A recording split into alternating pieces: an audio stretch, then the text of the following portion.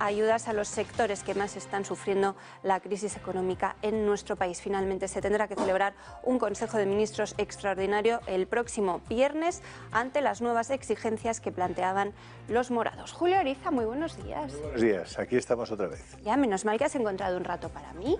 Te vas antes el viernes, ayer me dejas. Sí, no, pero aquí ya estamos instalados. Bueno. Sí.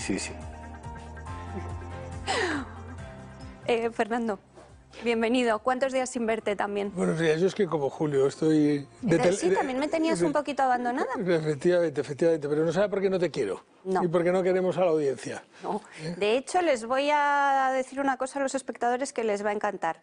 Pueden enviar sus dudas sobre la declaración de la renta, que ya se va acercando, al consultorio y les responderán el próximo jueves Fernando Santiago y Xavier Cajo. O sea que pueden escribir a pulsoeconómico@eltorotv.com soluciones a sus problemas el próximo jueves a las 7 de la tarde. Se os va a llenar el email, ya os aviso, porque la declaración de la renta siempre es... Ya tenemos el buzón casi lleno, como dicen los teléfonos móviles, y más que se va a llenar, no va a haber buzones suficientes en este país para resolver los problemas que nos va a traer la declaración de la renta este año. Pero es muy interesante, Fernando, el que aparte de que les damos la información como se la damos y les contamos cosas que otros no les cuentan, estáis prestando en esta casa a los espectadores un servicio impagable de información en temas que son muy importantes para la gente y que en la práctica les faltan muchas veces referencias, y con vuestro asesoramiento estamos consiguiendo que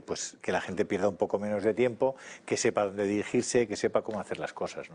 Bueno, y que yo creo que es un servicio estupendo el que estamos dando a los espectadores. Muchísimas gracias, pero de todas formas los gestores administrativos no hemos hecho otra cosa que una regla de manual de primero de básica, que es dar información, cosa que por cierto tengo que decir no ha hecho nuestro gobierno. Si nosotros estamos aquí, estamos en todos los sitios, estamos saliendo y estamos asesorando y ayudando a la gente, es simplemente porque durante este año que ya casi llevamos de pandemia ha habido una desinformación absoluta, una falta de conocimiento por parte del público de la calle, y lo hemos cubierto nosotros, los humildes gestores administrativos, con nuestros despachos, aprovechando la sinergia de que asesoramos a más de 1 millón de pymes.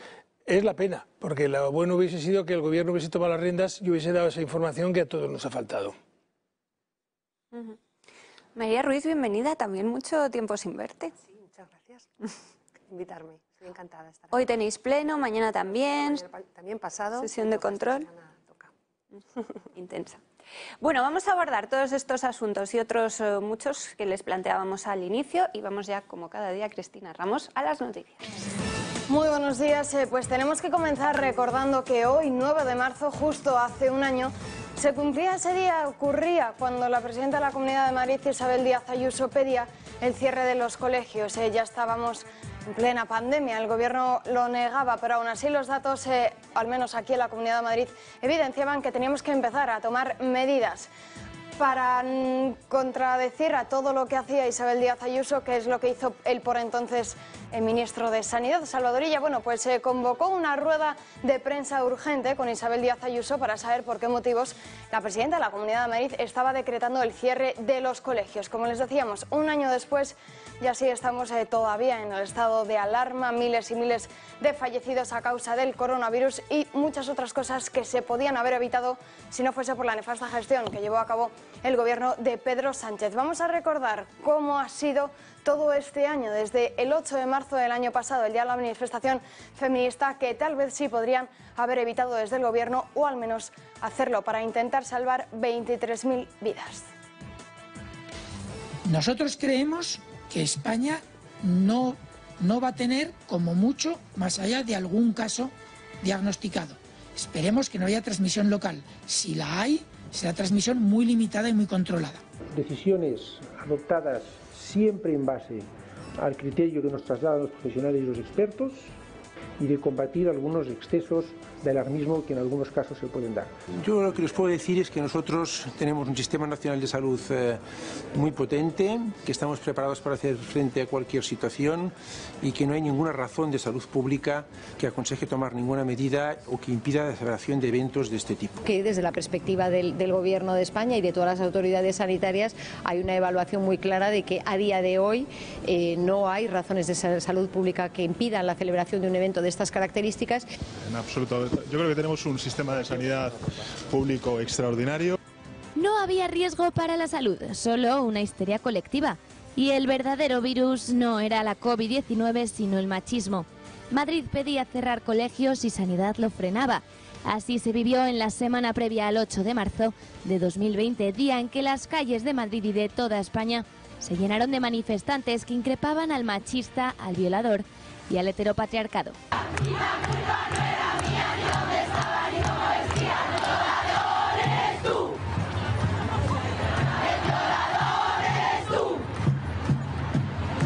No había riesgo y el propio Fernando Simón se lavó las manos. Yo no le recomiendo a nadie nada relacionado con la manifestación. Yo creo que cada uno tiene que expresar sus ideas como considere y que si consideran que tiene que estar en la manifestación, que estén. Si consideran que no tienen que estar, que no estén.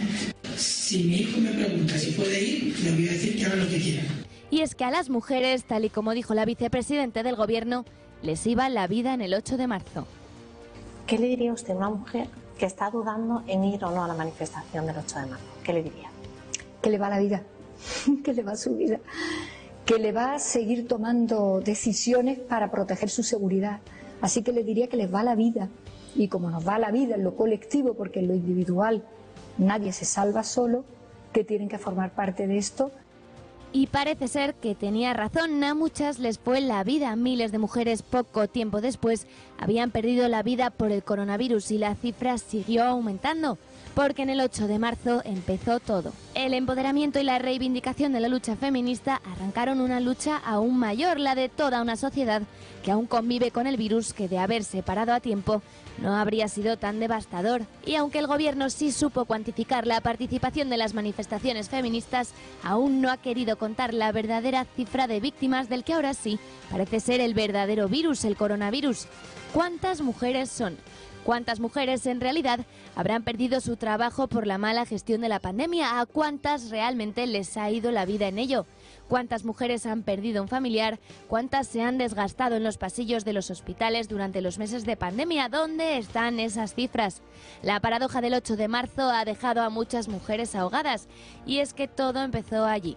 Todo empezó el 8 de marzo, el día que el Gobierno cedió en priorizar su agenda a las necesidades reales de toda una sociedad.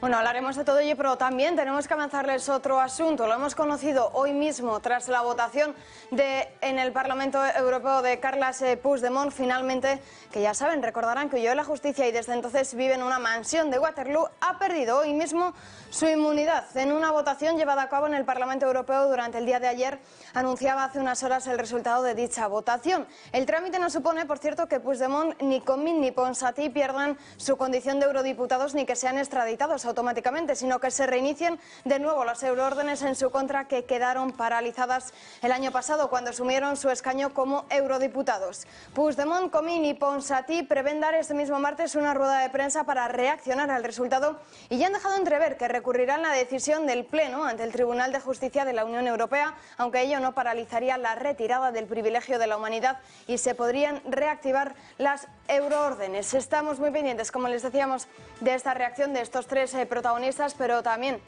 han sido numerosas las reacciones que hemos conocido desde primera hora de esta misma mañana. Una de ellas lo están viendo Oriol Junqueras, el que publicaba en su cuenta de Twitter: estamos con vosotros, a Carles Puigdemont, a Toni Comín y a Clara Ponsatí. Dice Junqueras que no están solos en esta batalla judicial y que ellos de su partido seguirán y ganarán la injusticia. Así lo ha calificado Oriol Junqueras. Y más reacciones también desde el Gobierno. La ministra González Laya también ha querido hacer sus propias declaraciones y ha valorado así la decisión de la euroorden de Carles Puigdemont. Y con esta decisión lanzan un triple mensaje. En primer lugar, que un eurodiputado no puede prevalerse de su condición para protegerse de comparecer ante justicias nacionales por posibles violaciones de legislaciones nacionales.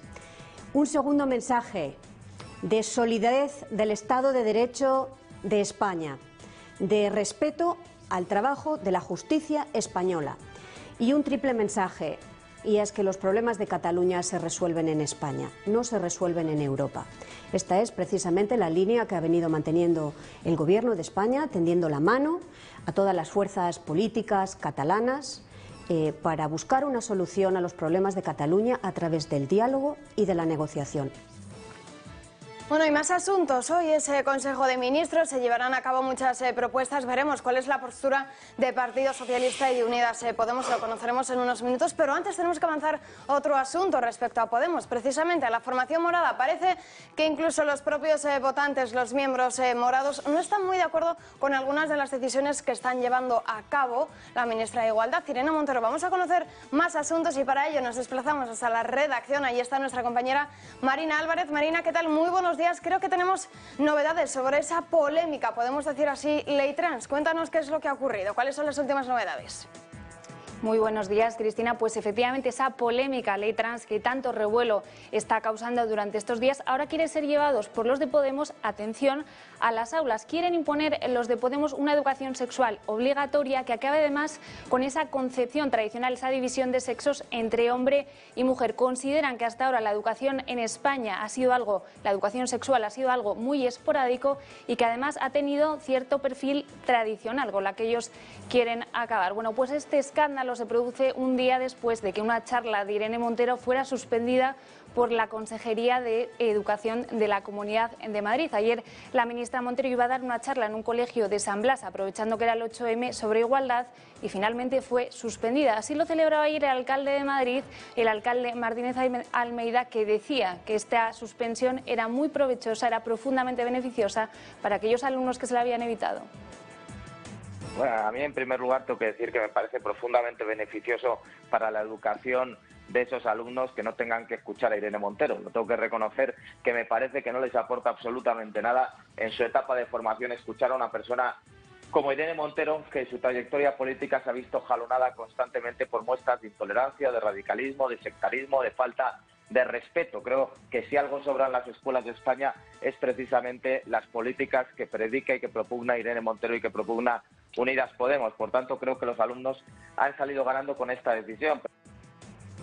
Bueno, lo cierto es que ayer no fue un buen día para Irene Montero. Si la semana pasada les contábamos que la Fiscalía había pedido abrir una investigación sobre el caso Niñera, hoy les tenemos que contar que ha sido admitido a trámite esta petición y que el juez Escalonilla abrirá una pieza independiente para estudiar este caso de la Niñera, para estudiar si efectivamente Irene Montero usó a una de sus asesoras de igualdad para cuidar de sus pequeños. Sobre este tema le preguntaba una periodista la semana pasada en Televisión Española y mucha atención a cómo Irene Montero eludía contestar directamente a esta cuestión.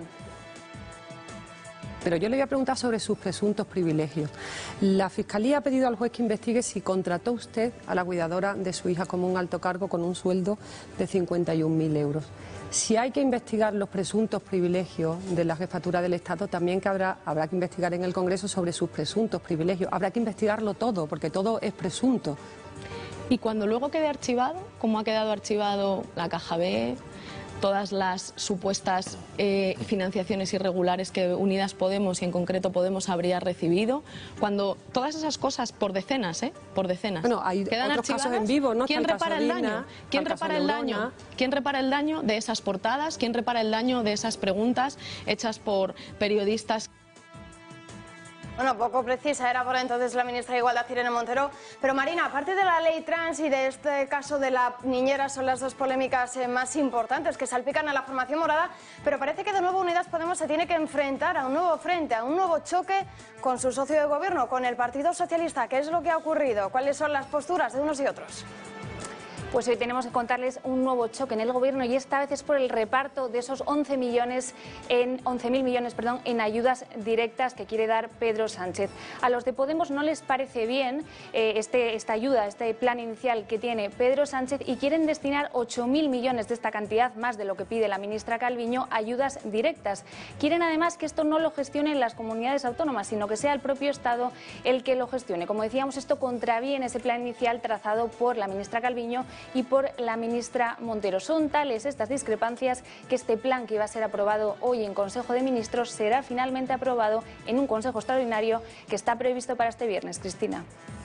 Muchísimas gracias, Marina. Ha quedado clarísimo. Estamos muy pendientes, efectivamente, de ese Consejo de Ministros, que es lo que finalmente se aprueba y qué decisiones se aplazan, como esta que nos contabas de los 11.000 millones de euros. Pero tenemos más asuntos, porque hoy de nuevo se abre el juicio, continúa el juicio del caso Bárcenas. Ayer declaraba el extesorero del Partido Popular y nos dejó grandes titulares. Uno de ellos que dice que pagó sobres con sueldos, con dinero, a algunos de los entonces altos cargos importantes del Partido Popular, como Rajoy, Arenas o Cospedal. También, de nuevo, Luis Bárcenas volvía a insistir en que llegó a pagar hasta 60.000 euros a la entonces presidenta de la Comunidad de Madrid, Esperanza Aguirre, para financiar las elecciones de la comunidad. Vamos a ver cuáles. Vamos a hacer un pequeño repaso de, como les decía, de estas declaraciones y cómo comenzó, cómo se reanudó ayer de nuevo el caso de los papeles de Bárcenas.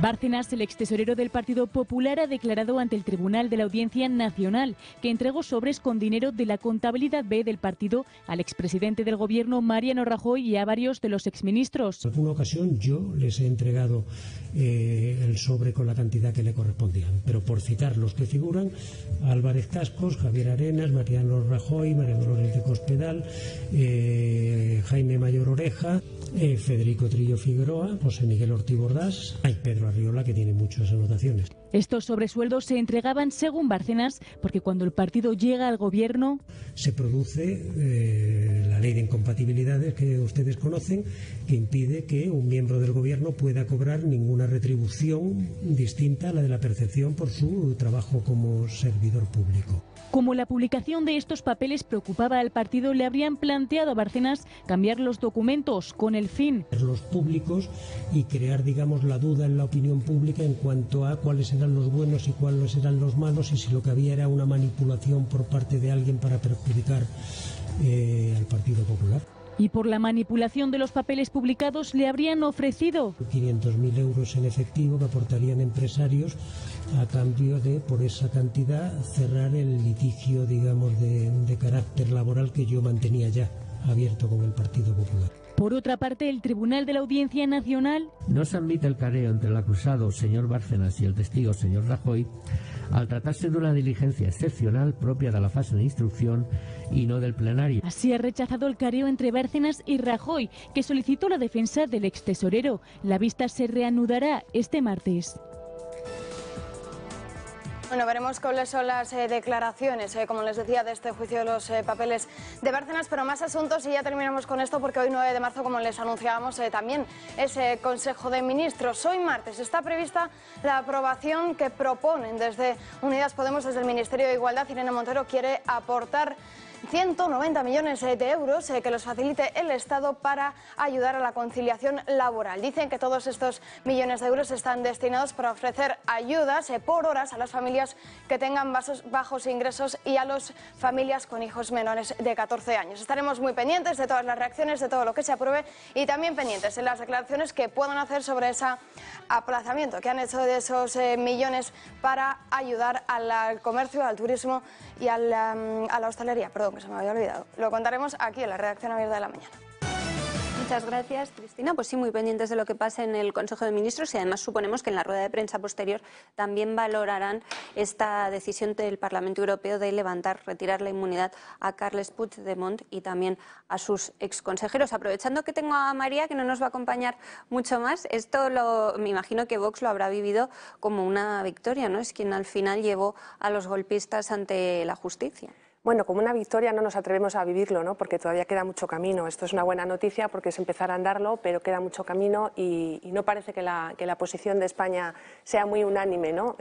No estemos todos en la misma línea de lo que queremos que suceda, ¿no? Nosotros, ya sabe todo el mundo cuál es nuestra opinión, dónde queremos que acabe Puigdemont y bueno, es una buena noticia, de cierta esperanza, pero somos muy cautos porque, bueno, falta mucho camino por andar todavía.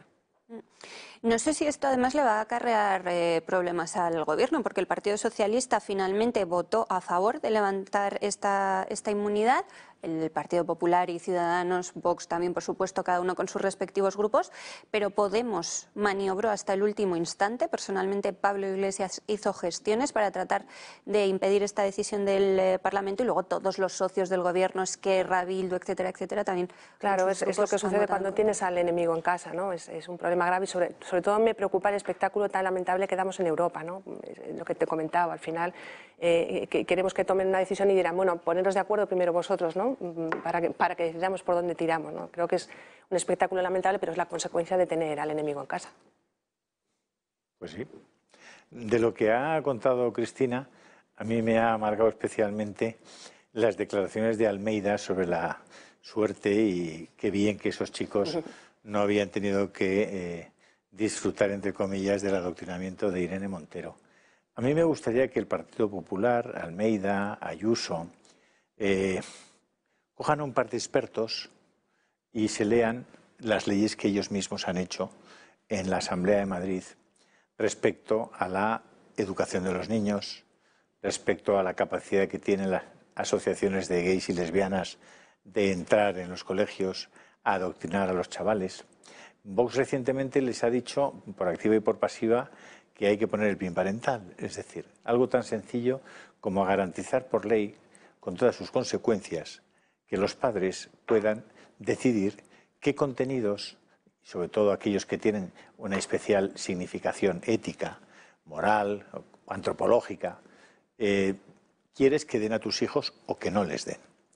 Ese es uno de los temas más importantes que tenemos sobre la mesa y donde la izquierda pone el acento en su batalla. Fíjate que hoy mismo el Diario de Navarra publicaba, hay 2 centros concertados con educación diferenciada en Pamplona. Uno se llama El Redín y otro se llama, creo que se llama Irabia. En Irabia concretamente, que está en uno de los barrios marginales de Pamplona, creo que se llama La Chantrea, si no recuerdo mal. En ese barrio, este colegio puede llevar 40 años tranquilamente, si no 50, y atiende a 2.000 familias de personas con muy poco poder adquisitivo. El colegio tiene unos resultados académicos formidables, de ahí sale gente majísima, muy bien formada, etcétera, pero están separados los niños de las niñas.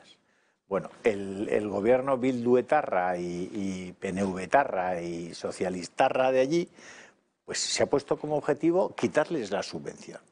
Es decir, ellos parten de que el dinero público no es de los españoles, o no es de los navarros, o no es de los de Pamplona, es de ellos. Y por tanto, ellos lo utilizan arbitrariamente y se sienten capaces de recortarle sus derechos a alguien con un dinero que, insisto, no es suyo. Y además yendo contra incluso la doctrina más reciente y ya consolidada del Tribunal Constitucional, en el sentido de que si quieres hacer un colegio de educación diferenciada, tienes el mismo derecho a que esté concertado si no es de educación diferenciada. Bueno, están en esa batalla. ¿Y qué es importante hoy? ¿Y qué es lo que el Partido Popular debería enviar como mensaje claro? Yo creo que el Partido Popular debería leerse las leyes de género que tiene aprobadas en la Comunidad de Madrid. Y deberían hacer una reflexión sobre esas leyes. Tienen una mayoría en la Asamblea de Madrid. Que Ciudadanos se marque. Oiga, mire, hemos hecho esta ley. Estos artículos son inaceptables, nos equivocamos, son inaceptables. Entre otras cosas porque esos artículos permiten que la charla de ayer, que no se pudo dar por cuestiones de forma, no de fondo, sino de forma, lograron pararla por cuestiones de forma, que la charla de ayer fuera imposible con una legislación que haga que los padres de verdad tengan garantizados sus derechos en la educación de sus hijos. Y eso es importantísimo. Y yo creo que si algo, es mi opinión, María, si algo debería apretar Vox, es en el sentido de hacer una lectura pública para que los madrileños sepan qué leyes tienen en vigor. Porque cuando nosotros hemos tratado de que un diputado del Partido Popular que aprobó esa legislación nos contara algo sobre ella, nos decía que no se lo habían leído. Entonces, yo creo que es muy importante la relectura de lo que ya hay y sobre eso construir un modelo de verdad, de libertad, que no esté dependiente, pues eso, de que alguien cometa un error en forma, un no sé qué. No, no, no. Es que está garantizado que los padres tienen ese derecho. Y eso es tan importante como los presupuestos. Tan importante. Acaba moldeando una sociedad. Sí, estoy totalmente de acuerdo contigo. Es un problema importantísimo, pero es verdad que el Partido Popular en la Comunidad de Madrid, con el gobierno de Cifuentes, tenemos un caso muy concreto en el Colegio Juan Pablo II, donde van mis hijos, por cierto, un colegio de educación también mixta diferenciada, donde hubo una denuncia al director del colegio simplemente por exponer en una circular los principios básicos del colegio al respecto de estas leyes, ¿no? Entonces, evidentemente se tienen que poner de acuerdo, ¿no? y tienen que tener muy clarito cuál es el camino. Nosotros lo tenemos clarísimo y no vamos a parar hasta conseguir nuestros objetivos, entre otras cosas porque no somos tan intolerantes ni tan sectarios como son ellos. Es decir, nosotros no estamos queriendo imponer a nadie la educación que le tienen que dar a sus hijos. Es decir, a nosotros nos parece perfecto que cualquier padre, si quiere darle, o Irene Montero quiere educar a sus hijos de esa manera, nos parece perfecto, no nos oponemos. Lo único que estamos pidiendo es que no hagan eso con nuestros hijos y que nos dejen educarles como nosotros consideramos. No, no, y con los hijos de otros, a los que no tienen posibilidades de defender su propia libertad, ayudarles para que puedan defenderla. Eso es. Esto es interesantísimo. Enseguida saludo también a Juan Iranzo, que ya está con nosotros, pero vamos un instante en directo al Parlamento Europeo, donde ya están compareciendo en rueda de prensa en directo Toni Comín, Clara Ponsatí y Carles Puigdemont para valorar esta decisión de acabar con su impunidad. Je finis avec ça, qu'il y a aujourd'hui plus d'un 40% des europarlementaires qui n'ont pas de confiance à la justice espagnole. Contre ce qu'a dit la ministre, le Parlement dit qu'aujourd'hui, il a dit qu'on a confiance avec la justice espagnole. Non, non, non, Madame la ministre. Il y a 42% des europarlementaires qui n'ont pas de confiance à la justice espagnole et c'est ça une exception aussi en Europe. Il n'y a pas un autre État en Europe qui provoque une confiance aussi petite à sa justice. Merci.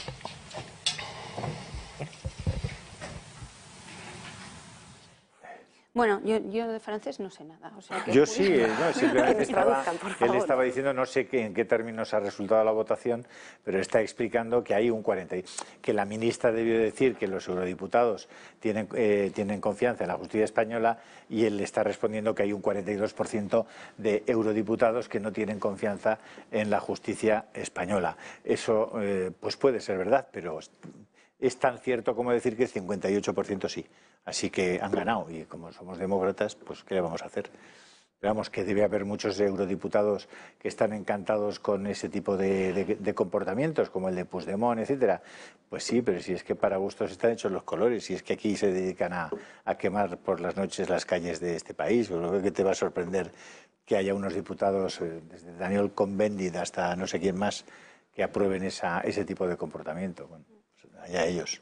Juan Iranzo, muy buenos días. Buenos días y absolutamente encantado de estar otra semana aquí. Primero, por los componentes de la mesa, un honor. En segundo lugar, quiero aprovechar la oportunidad para felicitarte por el magnífico programa de ayer, en el Día Internacional de la Mujer.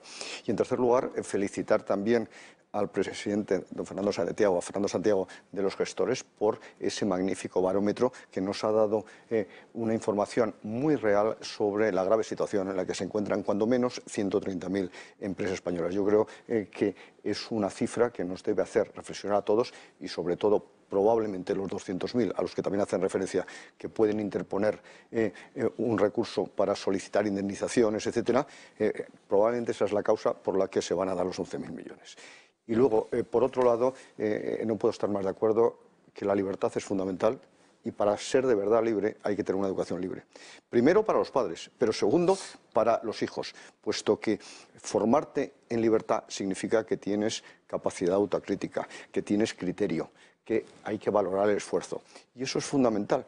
Y por tanto, lo que no se puede cercenar es esa posibilidad, porque de cara a la formación, lo que hay es que garantizar la igualdad de oportunidades, pero no la igualdad de resultados, que es el gravísimo problema que siempre aplica la izquierda en las reformas pero te van dejando cada vez, fíjate, Juan, cada vez menos espacio. O sea, la izquierda lo que hace es ir definiendo dogmas constantemente.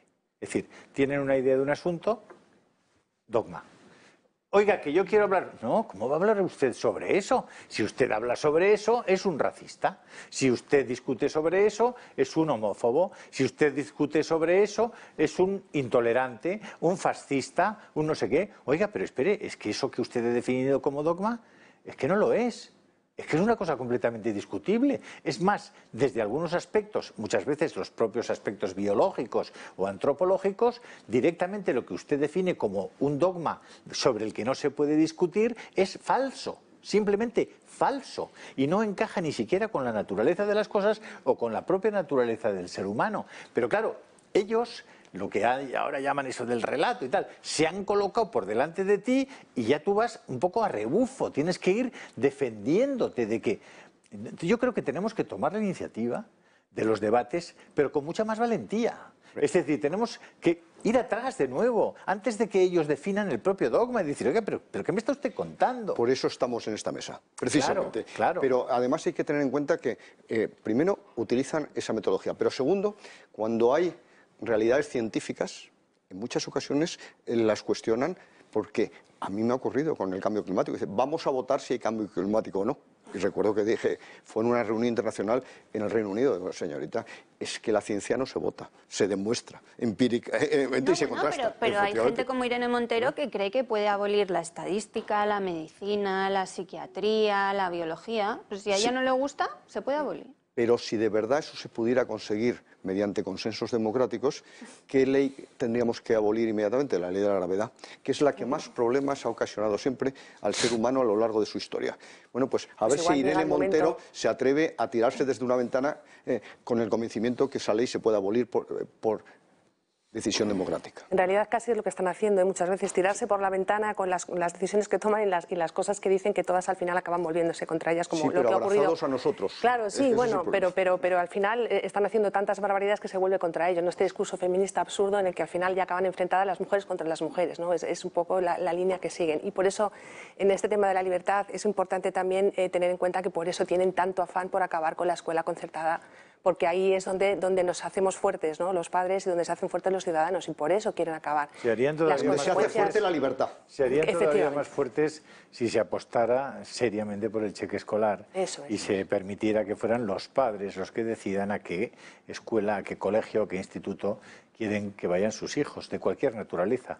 Entonces, el problema de muchas veces de la escuela concertada es que hay a veces grupúsculos en torno a intereses económicos muy concretos que prefieren ser ellos quienes gestionen el dinero que va desde el Estado a los colegios, ¿no? Entonces, como bien sabes, quieren ponerse en medio de eso. Bueno, a mí no me parece mal porque son gente que se dedica a eso, etcétera, etcétera. Pero hazlo compatible con que un señor que tiene 5 hijos simple y llanamente reciba su cheque por cada hijo y pueda elegir a qué colegio lo lleva. Tan sencillo como eso. Que tiene además, yo lo defendí públicamente en el año 97 en el Parlamento, precisamente, regional. ¿Por qué? Porque tiene grandísimas ventajas. En primer lugar, porque tienes capacidad de elección. En segundo lugar, porque los centros, al entrar en competencia, tienen que ofrecer aquello que de verdad los padres demandan. Valoran, claro. Y en tercer lugar, evita que muchas personas, porque yo creo que también hay que aplicarlo a la sanidad, que muchas personas paguen 2 veces la educación. Si no van a concertada, si van a una educación privada, están pagando la pública y la privada. Por tanto, no puedo estar más de acuerdo con ese proyecto no nato, en este caso, de cheque escolar, porque sí que se habló en la época de Esperanza Aguirre de aplicarlo. Por eso que ideológicamente ellos lo consideran absolutamente inaceptable, porque la libertad no está en su hoja de ruta, va a ser imprescindible porque no va a haber dinero. Y cuando el dinero ya sea tan escaso que de verdad haya que coger y decir, oye, para poder tener dinero para dar escuela a todos estos niños, ¿qué tenemos que hacer? Racionalizar el gasto. Claro. Y si resulta que una plaza en una escuela concertada o una escuela privada cuesta la mitad que en un instituto público, pues habrá que hacérselo mirar y explicárselo a la gente y decirle, oiga, mire, estos son los números en este instituto. Y estos son los números en este colegio concertado. ¿Qué hacemos? Lo que sucede es que en el sector público en general, y está nuestro presidente delante, no se hace una contabilidad analítica. Por tanto, sí que podemos saber exactamente cuánto cuesta un puesto escolar y un curso en un colegio privado o concertado, pero en el público muy difícil, igual que sucede con el caso de la sanidad, porque establecen subvenciones cruzadas, etcétera, etcétera. Pero evidentemente que no puedo estar más de acuerdo contigo y que se demuestra que cuando menos es un 40, 60%, 50% más caro que la enseñanza privada concertada. Recuerdo, Juan, que en las 25 medidas que hemos presentado venían a hacer auditorías a la administración pública en cuanto a sus servicios, que precisamente facilitarían este aspecto, porque nos llevaría a saber los costos reales, los funcionamientos reales, los tiempos medios, etcétera, y nos sorprenderíamos, porque como dice el señor Ariza, probablemente sale la mitad una enseñanza concertada que una enseñanza pública. Y en muchas ocasiones el ratio además es mejor. Y siendo el dinero escaso, hay una obligación moral de hacer ese ejercicio que usted está Sí, lo que pasa es que yo no comparto esa tesis que ha dado usted del dinero escaso, porque el dinero lleva siendo escaso, escasísimo desde hace ya muchísimo tiempo. Mire, no le hacen ni puñetero caso, así que perdóneme, pero me parece que va a seguir escaseando igual, y el caso que le van a hacer, o sea, ese argumento va a ser poco válido, el del dinero escaso, porque ¿qué déficit público tenemos, Juan? ¿En cuánto estamos? El déficit público puede haber sido el 14%, pero lo peor es que la deuda pública ha sido el 117 al cerrar el año del PIB, solo comparable con la deuda pública de 1898, cuando la contienda con Estados Unidos, todo un siglo de contiendas civiles, con las colonias, etcétera. Y luego, por otro lado, es que esa deuda pública va creciendo. Pero aquí los políticos tienen un aliado que se tendría que plantar, que es el Banco Central Europeo. Okay. El Banco Central Europeo está financiando esta juerga. De hecho, se publicaba un trabajo la semana pasada que estimaba que en el momento que el Banco Central Europeo establezca una cierta restricción de adquisición de deuda, sobre todo a la española, los tipos de interés en España rápidamente subirían al 7%. España tendría que hacer default en ese momento. Por tanto, el Banco Central Europeo lo que está haciendo es favoreciendo a los políticos irresponsables que no hacen lo que tienen que hacer. Pero tú eres economista, Juan, yo no lo soy, pero cuando estudiaba Derecho recuerdo que en primero de Derecho había una asignatura que se llamaba Economía y nos contaba una cosa que se llamaba inflación. Si tú introducías en un sistema cerrado más billetes, eso inmediatamente producía inflación. Uy, pero eso en Podemos no lo enseñan. Pero eso no lo enseñan en Podemos. El otro día, que hay uno que decía que había una maquinita. El otro día leía... el problema es de imprimir, la velocidad de imprimir. Os tengo que cortar. Corta. Estamos acostumbrados a las censuras, no aquí. Sí, ¿no? Que corte, Capela. Pues ahora contaremos cuántos dólares ha impreso la Reserva Federal Norteamericana durante el año 2020 y van a flipar. Es una pena que cortes porque le traía un regalo al señor Ariza que ya no le voy a dar. Bueno, solo voy a hacer una pausa. Una pausa cortísima y a despedir a María, que tiene que volverse al Congreso, a ver si otra semana que no haya tanta agenda en el Parlamento podemos tener a María un rato más. Yo sí, el corte sirve, María, para que nuestros espectadores tomen conciencia de que, aunque sean unos pocos solos de los que nos están viendo y nos ven habitualmente, se hagan socios del Club de Amigos, nosotros podemos crecer y tratar de llegar hasta el último rincón de España. Piensen que estamos trabajando en eso y solo si ustedes están con nosotros podemos en paralelo hacer esas gestiones. Así que hagan esas llamadas porque nos van a ayudar y a ustedes les va a gustar que seamos muchos más. Se van a sentir mucho más arropados y más fuertes. Y a la vuelta va a estar con nosotros José Javier Esparza. No se vayan. Hasta ahora. Sistemas operativos más avanzados del mercado y el conocimiento puramente artesanal. Aportan conceptos innovadores en el mundo de la decoración con piedra natural, realizando composiciones decorativas y proyectos de arquitectura e interiorismo.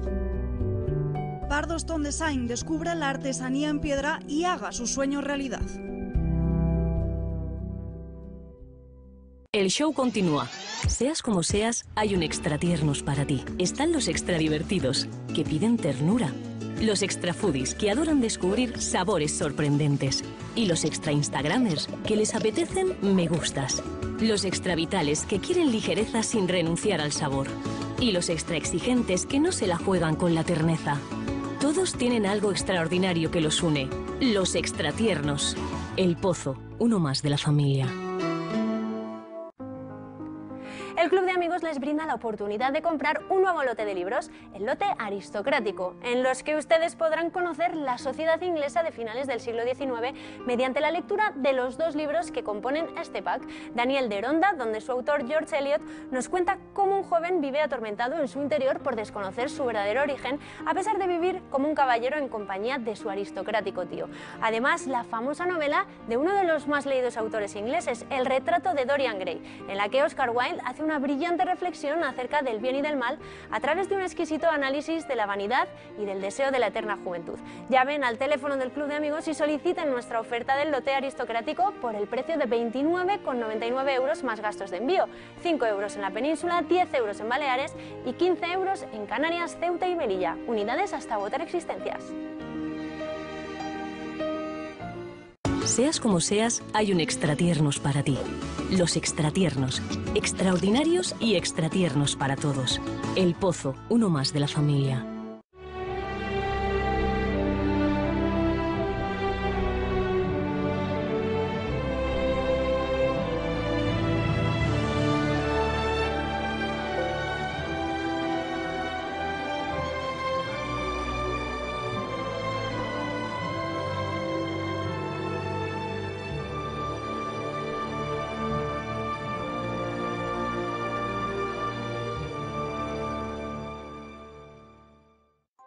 ¿Has oído hablar de las actividades del Club de Amigos y no sabes cómo apuntarte?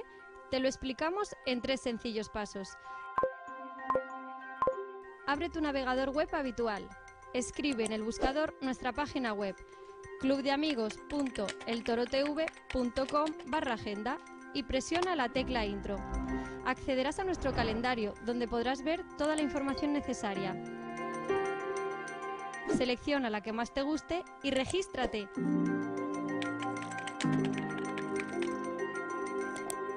Una vez registrado, recibirás un correo electrónico con el código y guía de acceso.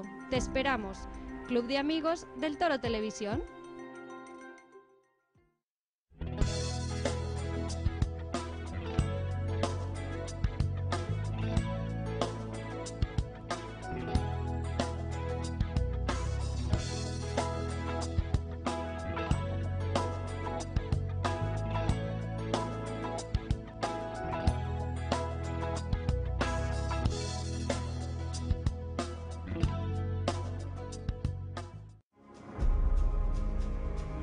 Francia, Indochina, Egipto sirven de escenario a la existencia de Jean-Marie Le Pen, que repasa en estas trepidantes memorias su infancia, juventud y ascenso al Olimpo de la política francesa.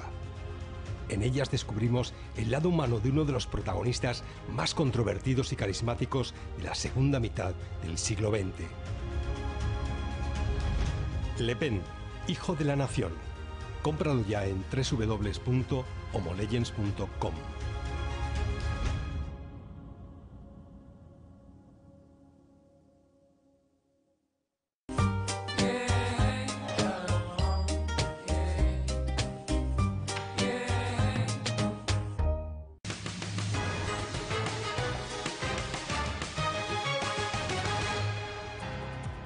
Estamos de vuelta, les voy a recordar muy rápidamente la agenda del Club de Amigos y enseguida saludo a José Javier Esparza en la mesa, que era nuestra sorpresa de hoy. Tenemos el miércoles 10 de marzo a las 6 de la tarde a Edgar Martín, director de orquesta y divulgador musical, con su conferencia Wagner, la revolución hecha música, de la que nos estuvo hablando la pasada semana. Ya saben que además Edgar en todas sus conferencias aprovecha para poner fragmentos de los autores y son estupendas para disfrutarlas en casa con tranquilidad. El lunes 15 de marzo a las 5:30 por fin reanudamos el curso de Bolsa y Mercados con Miguel Ángel Cicuéndez, que muchos de ustedes nos estaban pidiendo. Claro, hay que estar al día para saber cómo invertir bien en esta época tan peculiar que estamos viviendo. El miércoles 17 de marzo a las 6 de la tarde, la Catedral de Burgos es el tema central de la segunda conferencia del ciclo Grandes Catedrales de España. Estará con nosotros María del Mar Cristóbal, con su estilo de siempre, tan divertido y tan didáctico a la vez. Y cada jueves a las 6 de la tarde seguimos teniendo una cita también en este mes de marzo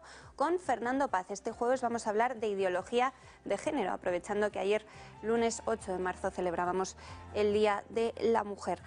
El martes 16 de marzo a las 6:30 estará presentando su último libro, José Javier Esparza. No sé si lo ha traído hoy, sí, creo que lo tiene ahí. No te arrepientas, 35 razones para estar orgulloso de la historia de España. Además, ese día, ahí lo vamos a ver, aquí está. Lo podremos adquirir dedicado. Sí, señora. Es muy importante que para quien lo quiera adquirir dedicado, tiene que adquirirlo a través de la web del Club de Amigos. Que hay una pestañita que pone agenda, ustedes dan en agenda y ahí le explican cómo hacerlo, porque si no va a ser un follón formidable y no puedo sino agradecer infinitamente a los centenares de amigos que lo han pedido. Está convocando más gente que las manifestaciones feministas. Es una ciertamente. Cosa... Y también no le menosprecies que no era difícil. Eso es verdad. Es que el contenido del libro es tan interesante. Por eso. Que quería, es muy importante además, un especial agradecimiento para las colaboradoras del Club de Amigos que se están encargando de la gestión de todo este follón, porque como el aluvión ha sido tan completamente imprevisible, están trabajando, en fin, lo que no está escrito. Así que con gente así se levanta España. Así que un beso para todas.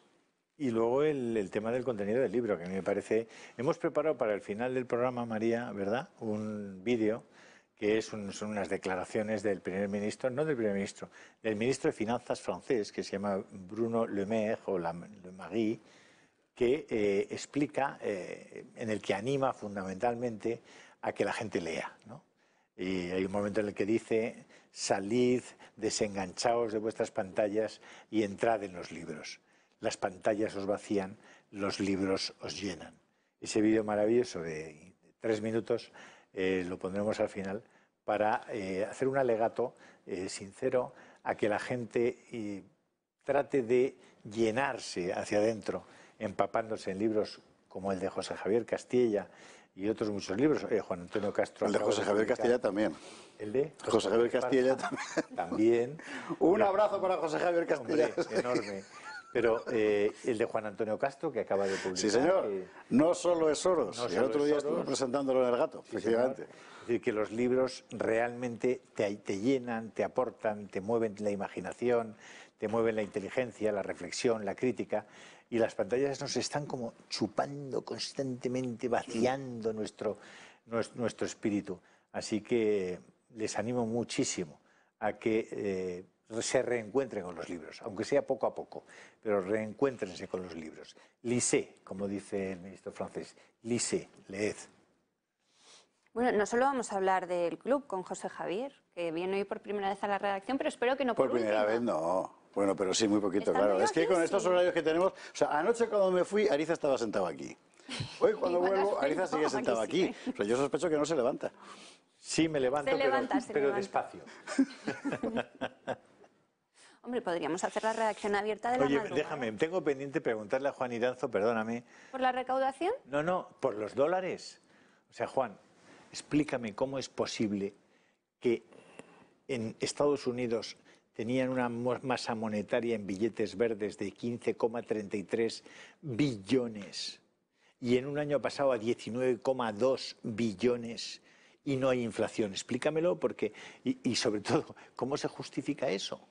Efectivamente, la Escuela de Salamanca ya en su momento demostró que un aumento de la cantidad de dinero generaba inflación. Como seguro que ha tratado perfectamente, claro, porque es la única aportación del pensamiento español a la teoría económica, pero es importantísimo. La teoría cuantitativa del dinero se descubrió en la Escuela de Salamanca. Pero, claro, incremento de la cantidad de dinero no significa necesariamente que tenga que ir a precios, sino que puede ir a crecimiento. Depende del grado de competencia y de eficiencia de los mercados. Y precisamente economías mucho más abiertas permiten que se pueda crecer aumentando el dinero sin inflación. Pero, evidentemente, se está generando un incremento excesivo de la masa monetaria, está subiendo el precio del petróleo y la Reserva Federal ya está preocupada porque la inflación en Estados Unidos se puede ir al 3%, efectivamente. Pero me dices, ¿de dónde ha sacado ese dinero? Dinero es la monetización de activos. Ha aumentado la compra de deuda en el activo de la Reserva Federal y ha emitido billetes. Pero eso es lo que está haciendo también exactamente el Banco Central Europeo. Pero eso tiene, perdona, pero eso tiene efectos. Sí, el primero que tiene es que si hace 8 meses un euro eran 1,08 dólares, hoy son 1,22 dólares. No, que sí, y además va a generar inflación. Que si tú quieres vender en Estados Unidos, eres mucho más caro.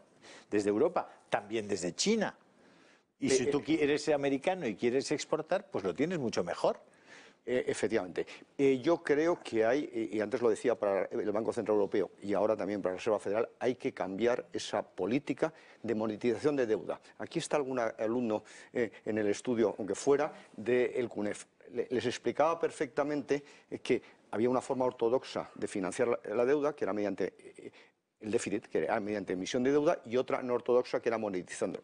Los bancos centrales, la Reserva Federal y el Banco Central Europeo, lo que están es monetizando ya directamente la deuda. Por tanto, a pesar de la eficiencia de los sistemas, se puede generar inflación, y en este momento es la gran preocupación en los mercados. Y ayer mismo subieron los bonos norteamericanos, precisamente en la línea de lo que tú vas. Y podemos tener un cisco tremendo si de repente suben mucho los tipos de interés, como decíamos anteriormente. Por tanto, imagínate para España. Claro, eso es. No, para España sería el default. Efectivamente, si se contrae la política monetaria bruscamente. De tal manera que yo creo que es mucho más interesante José Javier nos explique la Escuela de Salamanca, que es uno de los momentos de pensamiento más brillantes de la historia de España. Cuando nace la economía moderna, entre otras cosas porque por primera vez se plantea algo que nunca se había planteado, que es, por una parte, que vas a tener una inflación acumulada del 200% en un siglo, que para nosotros, bueno, salimos a 2% al año, pero en el siglo XVI no había pasado nunca. Entonces nadie entendía lo que pasaba, y que los comerciantes castellanos que vendían en Flandes se encuentran con que tenían que vender en Flandes mucho más barato de lo que compraban en Castilla, con lo cual se arruinaban. No tenían más remedio que cobrar más caro. Pero eso era inmoral. Y van a ver a Francisco de Vitoria en la Sorbona de París a preguntarle, no tenemos más remedio que subir los precios. No somos pecadores, es que si no nos morimos. ¿Por qué está pasando esto? Por la entrada masiva de oro y plata de América, que había alterado por completo los precios en la península, efectivamente. Y a partir de ahí, el mogollón. Pero, Juan, dime una cosa. Estados Unidos, digamos, por así decir, vende su deuda. Mete dinero bueno, vende no, en realidad. Vende sus activos, que es diferente. Fabrica dinero. Si la economía está circulando, ese dinero, por así decir, se reabsorbe en la propia máquina, si lo he entendido bien. Sí. Si no, ostras, si no es lo que pasó en Chile. Quiero decir, el Estado empieza a fabricar dinero y el resultado es una hiperinflación y finalmente el corralito y la catástrofe. Efectivamente. Esos señores se dieron cuenta, aunque luego Fischer lo cuantificó, que M, la masa monetaria por la velocidad de circulación, es igual a los precios por el crecimiento de la economía. De tal manera que es verdad que se puede bajar mucho la velocidad de circulación del dinero, es decir, las veces que se transfiere el dinero y pasa por cada mano, pero evidentemente al final puedes generar un problema muy serio. El dinero y la redistribución de la renta no te puedes pasar ni por exceso ni por defecto. Y precisamente en este momento sí que nos estamos pasando por absoluto exceso la emisión de dinero vinculada a la emisión de deuda. Es que, como consecuencia de la pandemia, la deuda mundial ha vuelto a aumentar un 20%. Es verdad que es una especie de solución para el deudor. La inflación te puede pagar parte de la deuda, claro. Bueno, claro, pero ya. Eso sería peligrosísimo para la economía mundial y la economía española. ¿Y quién compra la deuda? ¿Quién compra la deuda? Ahora la está comprando en gran medida la Reserva Federal y el Banco Central Europeo. Ese es el problema fundamental. Lo que sucede es que España sí que puede hacer default y Estados Unidos nunca. ¿Por qué? Porque su deuda, aunque está en manos de terceros países, está emitida en su moneda. Por tanto, siempre lo pagaría porque aumentaría la emisión. España sí que puede ser uno de los grandes perjudicados por el cambio brusco de la política monetaria. Igual que lo fue en el año 2012, si hubiera desaparecido el euro, hubiese quebrado España en ese mismo instante si nuevamente los euros se hubieran convertido en pesetas porque no tenía capacidad de hacer frente a esa deuda. Por tanto, yo creo sinceramente que los bancos centrales que están actuando con excesiva alegría y con el beneplácito de mucha gente debía ir planteándose ya el cambio de estrategia. Y, por supuesto, los gobiernos tenían que cambiar ya la estrategia de aumento del gasto público, como hasta ahora se está produciendo. ¿Dónde quedó José Javier? Un segundito, hijo, estás siendo muy perjudicado hoy. No te preocupes en absoluto porque he salido con un humor estupendo y muy paciente. Oye, no sé si os habéis fijado que nos ha mandado hoy Navarre Tinto unos platitos estupendos para celebrar esta mesa tan estupenda que tenemos hoy. José Javier vuelve mucho, no sé si ha sido casualidad o no. Madre mía. Nos hemos fijado un montón, pero estamos esperando a catarlo para hacer la crítica. ¿Estabais ya hay esperando? muchos restaurantes que están, es decir, que en vez de tener el jamón y cortar y no sé qué, le compran a Navarretinto, se lo envían así preparado. No me extraña, Navarretinto, no hay nada. La verdad es que es ya lo saben espectacular. porque ustedes se lo contamos siempre, lo efectivamente espectacular que es este jamón de bellota 100% ibérico con mención exclusiva pata negra según la norma de calidad del ibérico. Navarretinto además es una empresa familiar que garantiza siempre la total homogeneidad de sus productos, ya que solo transforma su propia ganadería. Pueden hacer sus pedidos en el teléfono que están viendo, 916250228, o a través de su página web www.navarretintoibéricos.com. Vamos a disfrutarlo con su permiso. Hasta ahora. Madre mía.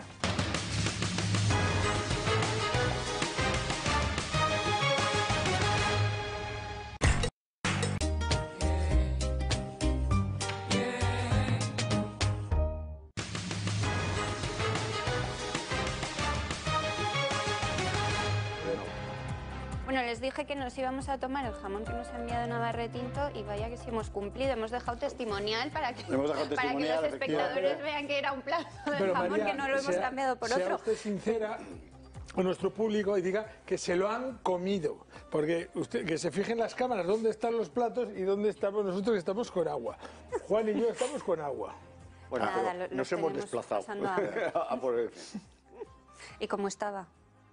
Espectacular. No, magnífico, la verdad, magnífico. Espectacular. Y además, no solo es magnífico, sino perfectamente cortado, que eso es fundamental también para el aroma, etcétera. Yo insisto en el chorizo, que prueben el chorizo, que le estamos haciendo propaganda al jamón, que estaba muy bueno y espectacular, pero el chorizo está como nunca. Cierto. Bueno, es que todos los productos de Navarretinto están tan buenos. Algún día diré cuál es mi favorito, pero no será hoy, será la próxima vez que nos manden los platos.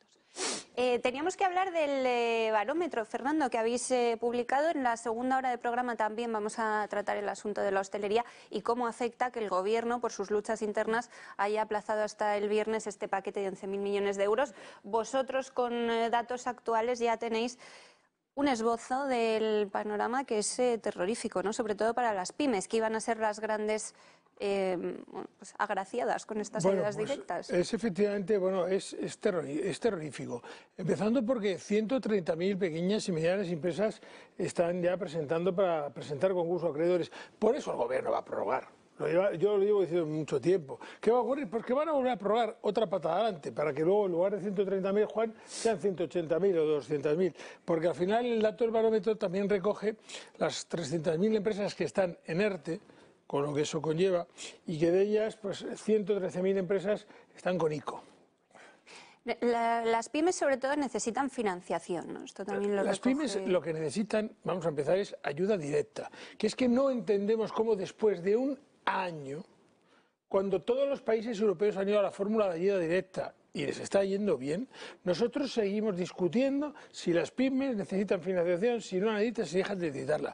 Señores, ayuda directa, reducción en los costos de los impuestos, reducción en los seguros sociales, facilidad en financiación, si es que llevamos meses pidiéndolo. Corcho, iba a decir otra palabra, pero es que no hacen ni puñetero caso, entonces luego se lamentarán, luego vendrán las rebajas cuando vengan cientos de miles de empresas a la calle y cuando se vea y cuando se constate oficialmente que estamos superándose en estos momentos, y lo digo yo así en claro, los 6 millones de parados, porque el Gobierno con sus datos oficiales miente. En estos momentos hay más de 6 millones de personas que estarían en activo, que están paradas. 4 millones de la forma técnico-legal que contea el Gobierno, 900, 1 millón ya por ERTES que no consideran parados la ministra, pero que son parados, 500.000 autónomos que están de parada técnica, que también son parados, y lo peor, 600.000 señores que no saben dónde están, pero que también son parados. Y eso suma 6 millones. Entonces, que no nos anden con rollos de 4 millones, ni de 3, ni 5, ni 28. 6 millones, señores, que tenían que estar trabajando, que quieren trabajar y que no pueden trabajar. Y 6 millones de personas que necesitan encontrar en algún sitio, en alguna de estas empresas que van a cerrar y que esto puede hacer que suba. Tú fíjate tú, si 130.000 empresas van a presentar concurso a acreedores, si tenemos 300.000 empresas ahora mismo en ERTE, si tenemos 200, 300.000 que necesitan ICOs, ¿cuántos cientos de miles de trabajadores estamos jugando y estamos poniendo en peligro de aquí a final de año? ¿Qué quieren? ¿Que lleguemos a los 7 millones? Si es que vamos de camino. Pero además, si es que vamos camino. Pero además yo creo que tenemos que volver a insistir una vez más en esta mesa, y lo estamos haciendo en esta televisión permanentemente, que no se debe a una mala gestión de las empresas en general, sino que se debe a una expropiación de la capacidad de trabajar. Prohibido trabajar. Y se nos ha prohibido a los consumidores también consumir en muchas ocasiones. Por tanto, es un shock de oferta negativo y un shock de demanda negativo. Y lo que hay es que buscar soluciones. Lo que sucede es que a estas alturas, si llevamos un año, no puede seguir endeudándose las empresas porque ya no tienen capacidad para asumir esa deuda, como mucho refinanciación. Y permíteme un pequeño matiz. Estoy de acuerdo con la transferencia directa, pero yo ya no la llamaría ayudas. Yo la llamaría indemnización por haberle expropiado la capacidad de trabajo, que es como se ha definido al final en varios países. Y además tú mismo decías hace un rato también, te he leído, que 200.000 empresas ya han presentado precisamente un recurso jurídico precisamente para hacer frente a esa situación. A mí me gusta más la palabra prohibido trabajar, porque además ha sido así. Se ha prohibido, por un lado, por boletín oficial del Estado, por un Real Decreto Ley, y se ha prohibido ilegalmente, porque no me cansaré de repetir cuántos cientos de miles de autónomos que no estaban contemplados en los Reales Decretos Leyes como que tenían que estar parados, sino que podían trabajar, y la policía, los cuerpos de fuerza de seguridad del Estado, con esa ignorancia supina que les han trasladado sus mandos o sus dirigentes, no dejaban pasar ni circular a la gente y encima les repartían una receta. De esos millones de recetas que han repartido, que solamente van a engrosar el papel de la basura, porque no se van a poder multar por todo ello. Es una absoluta vergüenza todo lo que hay. Seguimos prohibiendo y seguimos entrando en un estado dictatorial absoluto, amparados en una enfermedad que efectivamente es grave y que nos estamos llevando un estado por delante, porque estamos tomando solamente medidas absolutamente unilaterales, dictatoriales, basadas en unos expertos que luego averiguamos que no existen y que no están, para que el resultado final sea cual es. Mire, ¿yo qué quiere que le diga?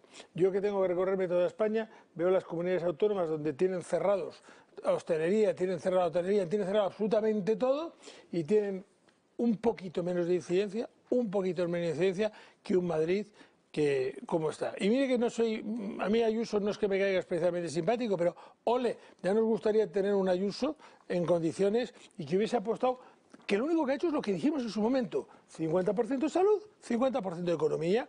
Ella está apostando por la salud en ese 50%, pero también apuesta por la economía en ese 50%.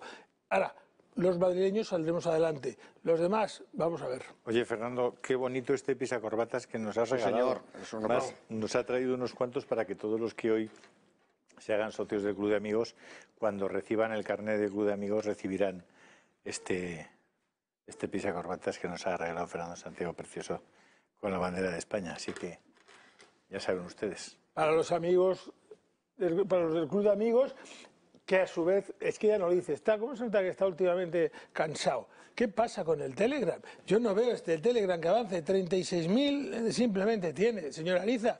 Voy a tener que venir yo aquí más veces para ampliar el número de suscriptores de su Telegram. Tenía que estar en 40.000 ya. Vamos a por los 40.000, Fernando. Vamos a por los 40.000. Diga usted lo que tienen que hacer con el Telegram para subir a los 40.000. Y de verdad que me juego, en lugar de un plato de jamón, yo traigo un jamón entero con cortador si llegas a los 40.000. Bajarse el Telegram, la aplicación de Telegram, y simplemente buscar Julio Ariza el Toro TV, y ahí, pues nada, simplemente unirme y ya está. Y además ahí como suscriptor. Y además que sepan ustedes que da noticias de verdad. Yo le sigo, intento seguirle, porque es que como escribe cada 35 segundos, escribe 20 mensajes, pero la verdad es que es interesantísimo todo lo que pones, porque hay muchas cosas que no se publican, que no se dicen, y que tú estás recogiendo en este canal Telegram, y que sea por muchos años. Pero hay que subir a los 40.000, ¿eh? Pero hay muchas cosas, sobre todo de lo que está pasando en los Estados Unidos, que yo sigo insistiendo en que alguien que quiera estar bien informado de cuáles son las tendencias de lo que va a pasar en los próximos meses, años en el mundo, tienes que saber cuáles son los debates que se están produciendo allí y cuáles son los que se producen en otras partes del mundo. ¿Va a volver Trump? ¿Tú que estás convirtiendo en un Yo creo que no volverá Trump. Yo creo que en este momento Trump está tapando la posibilidad de que se rompa el Partido Republicano, pero surgirán otras, son muchos años, surgirán otras.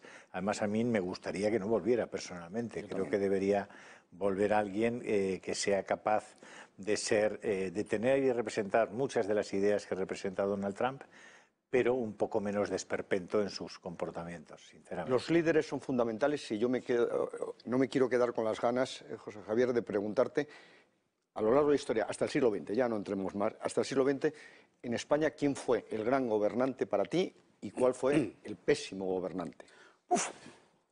En este último capítulo caben muchos. Y en el primero también, ¿eh? O sea, tienes auténticos talentos políticos descomunales. El siglo XX, ¿eh? No, el siglo XX, por eso le he acotado el siglo XX. Fuera del siglo XX, me has dicho, además. Sí, claro. Con lo cual me evitas un problema con la ley de memoria histórica.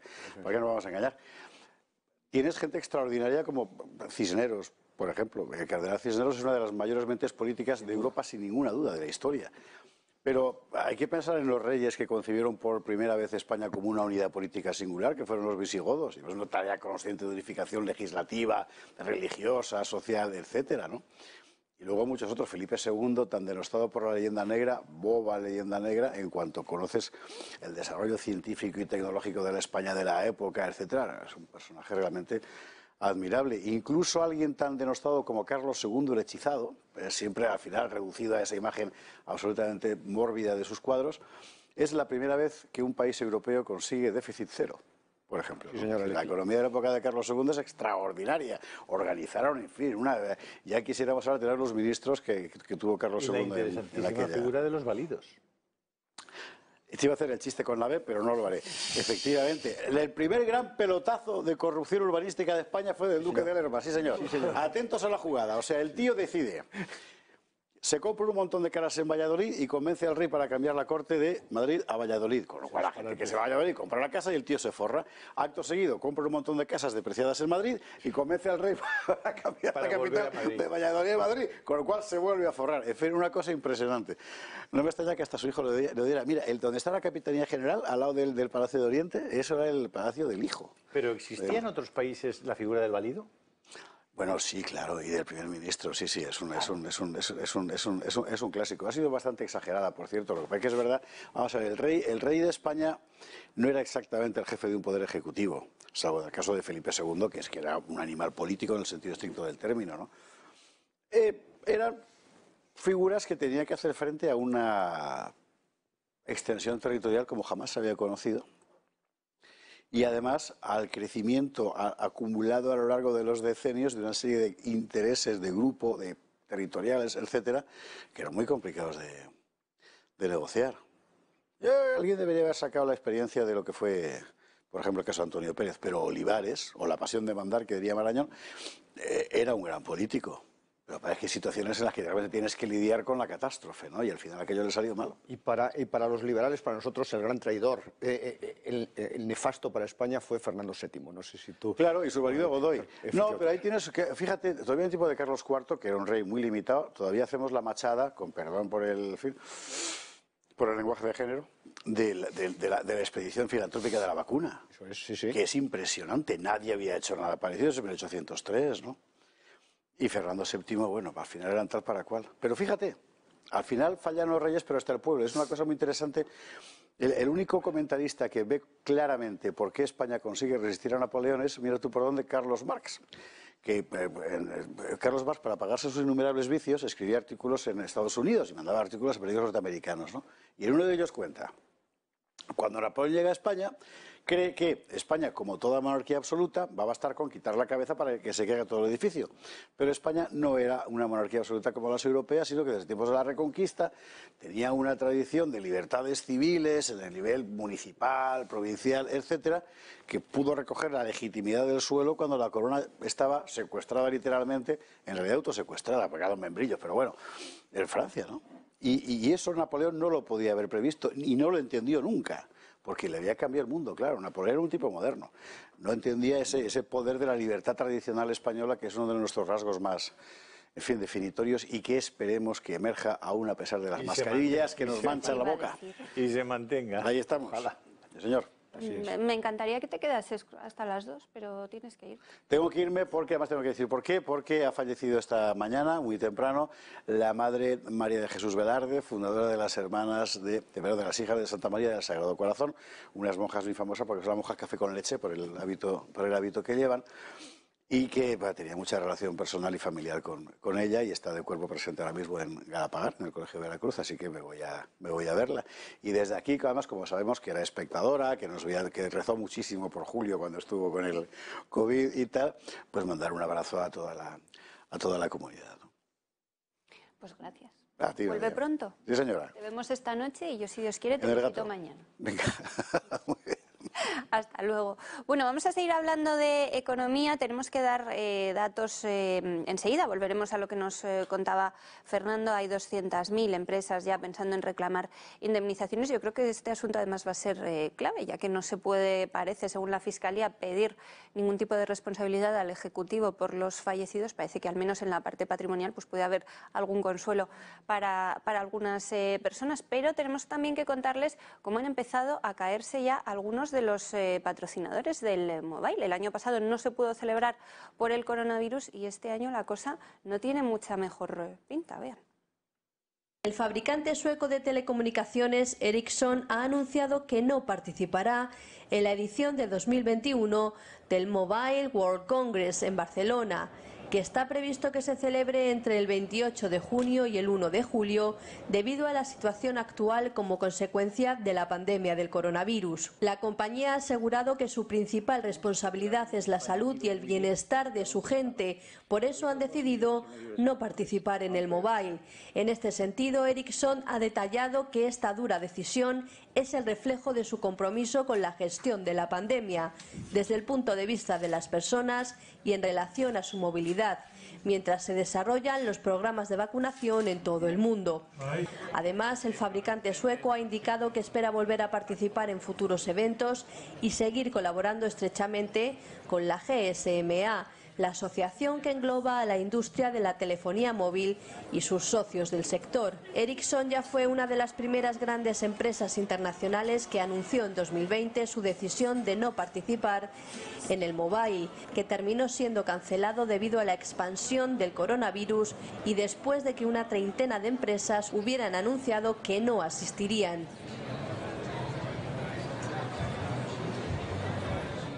Bueno, no es que sea gravísimo este anuncio, pero es sintomático de lo que está pasando, ¿no? Como no vuelve la confianza a las empresas y además este año es que se había retrasado el Congreso hasta el verano, o sea que... Y porque además después del gran boom de las tecnológicas como consecuencia del teletrabajo, etcétera, ahora se está valorando ya los efectos que puede tener la vacuna y sobre todo conseguir esa inmunidad de grupo para volver a una vida más tradicional. Y de hecho en bolsa se dispararon precisamente las cotizaciones de estas empresas y sin embargo están de capa caída, muy especialmente en Estados Unidos, y se está produciendo un traslado incluso de fondos a España. Pero evidentemente yo creo que también a lo mejor es que se empiezan a replantear las ferias tradicionales presenciales, que a lo mejor también ocurre, porque también se está dando ayudas, se está reduciendo los costes de acceso, etcétera, por ejemplo, para la feria del turismo. Para Fitur, sí. Efectivamente.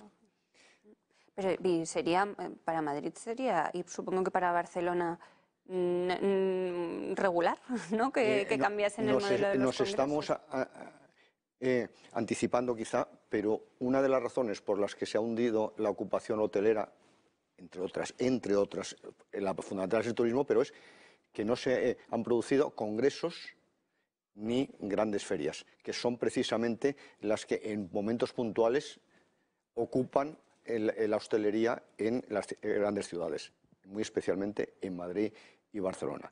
Madrid tiene ocupados todos sus hoteles durante las grandes ferias y también durante grandes congresos. Y eso no se ha producido a lo largo del año, evidentemente. Me comentabas, Fernando, que la web del SEPE... Te estaba mandando una noticia. Éramos pocos y parió la burra, dice el refrán. Noticia de última hora. Un ataque informático obliga al SEPE a suspender su actividad en toda España.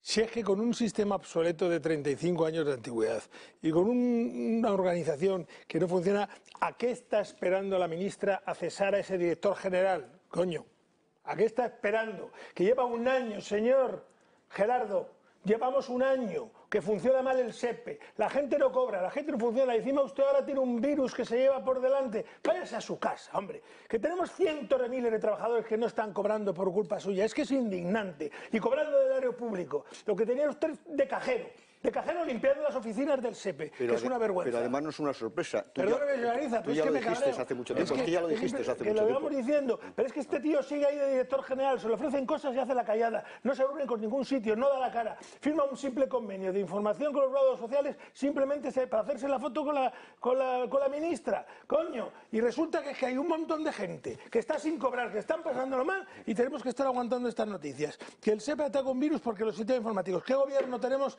y qué administración tenemos que no tienen sistemas que cubran la informática para que un virus no les ataque? Es vergonzoso, lo siento, señora Ariza, cabrearme. No, hace usted muy bien, porque además es que es para enfadarse. Claro. Es que llevamos un año luchando por esos cientos de miles de trabajadores. Llevamos un año luchando por todo lo que hay. Si eso fuera una empresa privada, ese señor no estaría ahí gestionando eso desde hace mucho tiempo. Es que luego dices algo y te llegan las llamaditas por dentro. No hagas eso, no es bueno, no digas nombre, qué vergüenza, hombre, la administración y tal. Que no, en la administración tiene que haber gente útil y gente que funcione. Y si funciona bien, y si no, que se vaya a otro puesto. Y ya está, que lo pongan y lo tenga el nivel consolidado del 30. Pero es que debería de gestionarse como una empresa privada. Esto no es una empresa privada, no pasa. Esto en mi despacho, o en mi colegio, o en tus oficinas, un tío así, lo ponemos en la puerta de la calle, a él y a todo el equipo. Pero ¿cómo podemos permitirnos esta noticia? Además de un director del SEPE, hay una ministra, que también parece que no va la cosa con ella. También es la eficiencia en persona.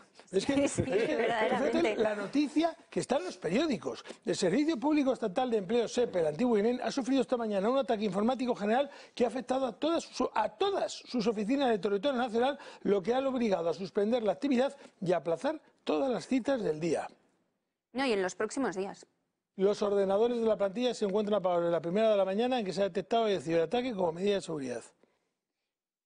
Que perjudica fundamentalmente, y Julio siempre lo dices, a los más desfavorecidos, a los parados, a los que están en ERTE. Es muy negativo para el conjunto de la sociedad este tipo de circunstancias. Y la noticia lo dice, la obsolescencia de los equipos informáticos, la carga de trabajo, media de 35 años. Centenares de miles de citas, dice.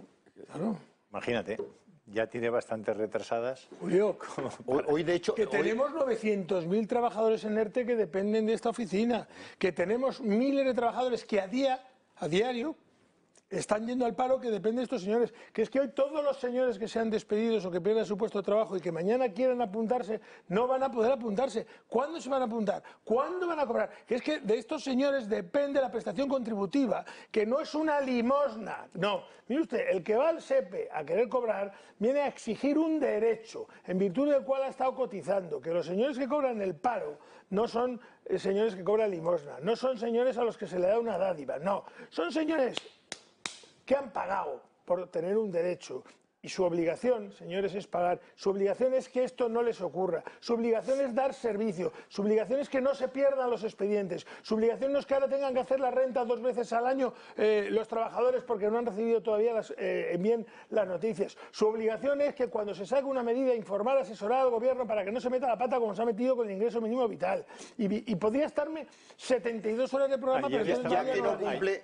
Ayer estaba viendo la cartilla de una mujer de 94 años que cobra una pensión no contributiva de 227 euros al mes. Vale. Solo lo puede cobrar a través de una cuenta bancaria. Claro. Bien. Pues el banco, a partir de hace 20 días, 25 días, le cobra 35 euros al mes por el mantenimiento de esa cuenta que le permite cobrar 227. O sea, el 15% de la ayuda. Es increíble. Es increíble. Entonces, vamos a ver. A nadie se le pasa por la cabeza que eso habrá que regularlo. O sea, yo entiendo que alguien que tenga saldos de 1 millón de euros, pues oye, pues se entienda con el banco y el banco cobre por sus servicios, que muchas veces pues son inestimables, están muy bien. Pero claro, si tú eres un pobre ciudadano de 90 y pico años, no tienes otra posibilidad de cobrar tu pensión contributiva de 227 euros, no tienes otra posibilidad que tener abierta una cuentecilla en la Caixa, en el Santander o en el BBV, o bueno, en pocos más, porque al final hay 7. Y resulta que te pasan un cargo por mantenimiento de 35.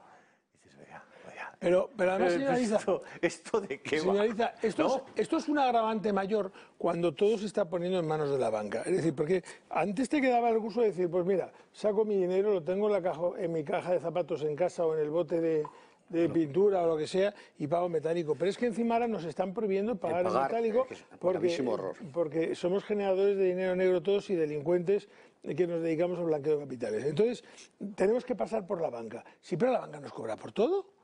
La banca, ¿paga usted con tarjeta? Sí, sí, pero le cobro 80 euros por tener una tarjeta de crédito. Dame usted, si usted me obliga a pagar por tarjeta, démela gratis. Pero es que al comercio, cobre por tarjeta, pero al comercio le cobras un porcentaje sobre lo que hay. Tenga usted, ahorre usted, pero le voy a cobrar el 0,40 de comisiones por el dinero que tenga usted ahorrado. Pero si es que le están regalando encima las cosas a la banca. O sea, a mí me parece muy bien el dinero electrónico, pero que sea gratis. ¿Por qué tengo yo que pagarlo? ¿Por qué yo no puedo sacar un fajo de billetes y pagar un fajo de billetes si quiero ahorrarme la comisión del banco? Esta es otra de las razones que justifican por qué el Banco Central Europeo tiene que cambiar rápidamente su política monetaria. Yo te dejo este mensaje. Porque con tipos de interés reales negativos es imposible funcionar y por tanto lo que hacen es cobrar prácticamente por respirar en el momento que entres en la oficina. Bueno, sí, cobra por respirar, pero no al que tiene solo esto de oxígeno. No, cobra por dar créditos, fundamentalmente, claro. Que la labor fundamental de la banca es de intermediación, la banca comercial. O sea, que el sistema funcione. Tradicional, que haya... efectivamente.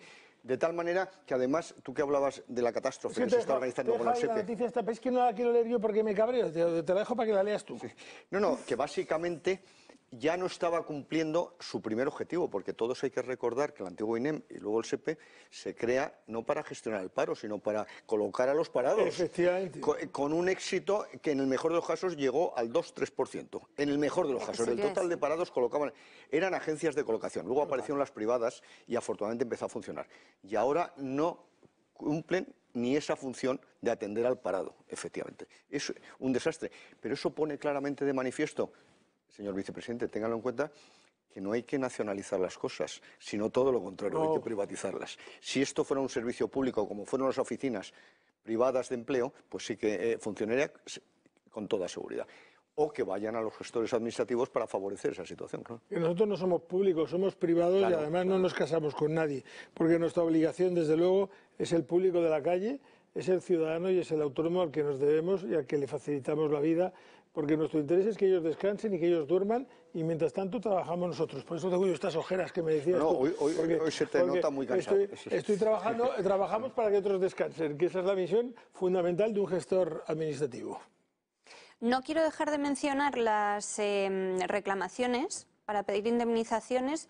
Vosotros calculáis que unas 200.000 empresas se lo están pensando y que lo que hay que hacer quizá es informar, ¿no?, de cómo se hace esto, porque las empresas que tienen que hacer reclamar primero a los seguros y los seguros son los que tienen que reclamar al Estado, porque ha habido hosteleros que directamente han demandado al gobierno. En eso de informar tengo que decir que mira que he visto televisiones, la única casa que ha informado ha sido esta. No sé por qué. Será porque no tiene publicidad externa y que no o que si le llaman la atención, el señor Ariza dice que tururú y hace la publicidad. A través de Indemniza, que han estado aquí viniendo y han estado explicando. Pero efectivamente ha habido 3 estados de alarma que hay que explicarlo bien. Hemos tenido, al menos los de Madrid, a lo largo de este año 3 estados de alarma. Y por lo tanto hay 3 posibles reclamaciones, no una. La que estamos hablando ahora mismo es la primera, que es la del primer estado de alarma, la gorda, vamos a decir, la que todos conocemos, en la que efectivamente hay 200.000 empresas que están estudiando la reclamación directa al Estado.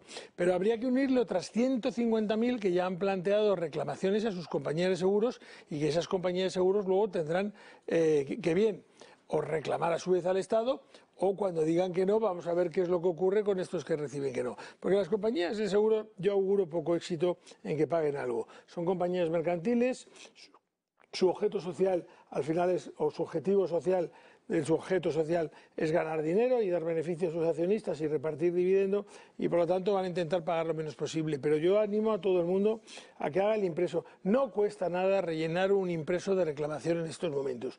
No cuesta absolutamente nada. A partir de ahí entraremos en la burocracia de la Administración y en esos cientos de miles de expedientes que van a estar ahí, pero tenemos un tema. Primero, Tribunal Constitucional.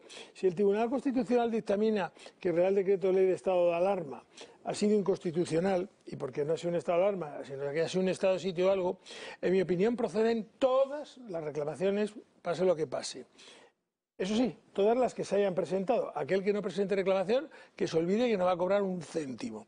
Luego, una vez que entre el proceso, sí que es verdad que tendremos que hacer los peritajes, hay que hacer los peritajes de aquellas empresas que han reclamado, pero los peritajes van a ser sencillos. Al final, cada uno en su negocio lo que tiene que demostrar es que ha dejado de ganar o ha dejado de tener. Pero en un momento, como dice Juan, en que nos han prohibido trabajar, en un momento en el que nos han expropiado la oferta y la demanda, los resultados y los balances van a estar clarísimos, y el IVA va a estar ahí clarísimo. Por lo tanto, yo creo que el lucro cesante va a ser fácil, y yo estoy convencido que a largo plazo los tribunales de justicia, que normalmente están más sensibilizados que el Constitucional, que está más politizado, y si no, a las pruebas nos remitimos que cada vez que ha habido algo importante, el Tribunal Constitucional o ha hecho mutis por el foro, o se ha tirado 17 años para resolver, cuando ya estamos todos muertos. Pero lo cierto es que si hay que reclamar, hay muchos colectivos que tienen clarísimo, que tenemos todos clarísimos que tienen que cobrar. Hay otros que puede ser discutible, pero si quieres, el ocio nocturno es clarísimo. O sea, las discotecas, todo el que tenga una discoteca que reclame que se va a cobrar sí o sí. Sí o sí, tarde lo que tarde. Ya sé que como abogado aventurarse a decir que se va a ganar un pleito es muy arriesgado, pero es que el ocio nocturno, una parte importante de hostelería, hoteles durante el estado de alarma, que les hicieron cerrar a los hoteles y echar a los clientes, porque incluso los que tenían clientes alojados los tuvieron que echar, apartamentos turísticos, talleres, etcétera. Lo va a tener mucho más difícil, por ejemplo, los autónomos, en los que el Real Decreto Ley no aparece, que no tenían que trabajar y sin embargo la policía cuando llegaban les devolvía y les ponía una multa, pero también deben de reclamar. Bueno, hubo gente a la que se obligó a arruinarse directamente. Exacto. Luego retomamos el tema económico. Ahora voy a cambiar radicalmente de asunto porque ayer les contaba que ya está en Madrid ISEP, una escuela de liderazgo, y hoy le hemos pedido que esté con nosotros a Santiago Mucio, que es su director y que ya nos está escuchando. Santiago, muy buenos días. ¿Qué tal? Buenos días a todos ustedes. Siento que se haya ido ya José Javier Esparza, porque esto le iba a interesar muchísimo. De ISEP hay dos circunstancias que llaman mucho la atención, ¿no?, que se pueden destacar. Son la coexistencia de materias muy diferenciadas entre sí y, sobre todo, el altísimo nivel del profesorado. Sí, exactamente. Estamos en pos de finalizar el primer año y realmente muy contentos con el altísimo nivel de los profesores, entre los cuales contamos con Julio, que he visto que está ahí en el programa, también con Javier Tebas, con Pedro Baños, bueno, con un nivel altísimo realmente de profesores. Y estamos también muy sorprendidos y muy contentos con el altísimo nivel de los alumnos, que tienen la dicha de poder en una clase pequeña de 20 alumnos tener para ellos esos profesores. Así que realmente muy contentos y muy felices con el transcurso de este primer año. Ya se encuentra en pleno desarrollo este primer curso. ¿Qué se podría destacar de esta primera experiencia académica? Bueno, creo que fue una muy entusiasmante tanto para los alumnos, para los profesores, para todo el equipo del ISEP. No esperábamos tanto de un primer año. Realmente estamos todos muy sorprendidos y muy entusiasmados, ¿no? Porque si eso fue el primer año, el año siguiente se anuncia todavía mejor. Así que muy contentos y sobre todo creo que hemos logrado el objetivo que nos habíamos propuesto con este curso, que es el de dar una formación integral a todos sus integrantes, ¿no? Una formación que contemple los aspectos teóricos, pero también los aspectos prácticos y que les permita a los estudiantes tener una visión global, una visión general del mundo en el que ellos van a tener que trabajar después y que les permita a ellos inscribirse en ese mundo para ser líderes después en su actividad, ya sea privada o pública, en ese mundo. Sabemos que este programa está despertando un interés enorme. Después de contarlo también aquí ayer en la redacción abierta, muchos espectadores se han interesado, pero ¿a quién está dirigido especialmente este programa de liderazgo y de gobierno? El programa está dirigido a personas que tengan una formación, ya tengan una formación ya sea en humanidades o en economía, pero que por ciertas deficiencias en su formación y en las formaciones que dan hoy las facultades, no tengan una formación integral, tanto de humanidades como de ciencias económicas. Creo que son las primeras personas a quienes está dirigida el programa. También está dirigida a aquellos estudiantes que manifiesten curiosidad e interés por tratar de comprender el mundo en el que vivimos hoy, ¿no? Este mundo con tantos cambios, con tantas turbulencias, con tantas incertidumbres hacia el futuro, creo que también es una excelente herramienta para esos estudiantes de poder intentar, por la formación que reciben, inscribirse en un mundo y poder ser capaces de comprender el futuro mucho mejor que hoy. Y por último, ¿qué tenemos que hacer los interesados para solicitar el acceso al proceso de selección? Bueno, es muy simple. Hay una página que se llama isep.es, en el cual hay una pestaña que se llama Admisiones.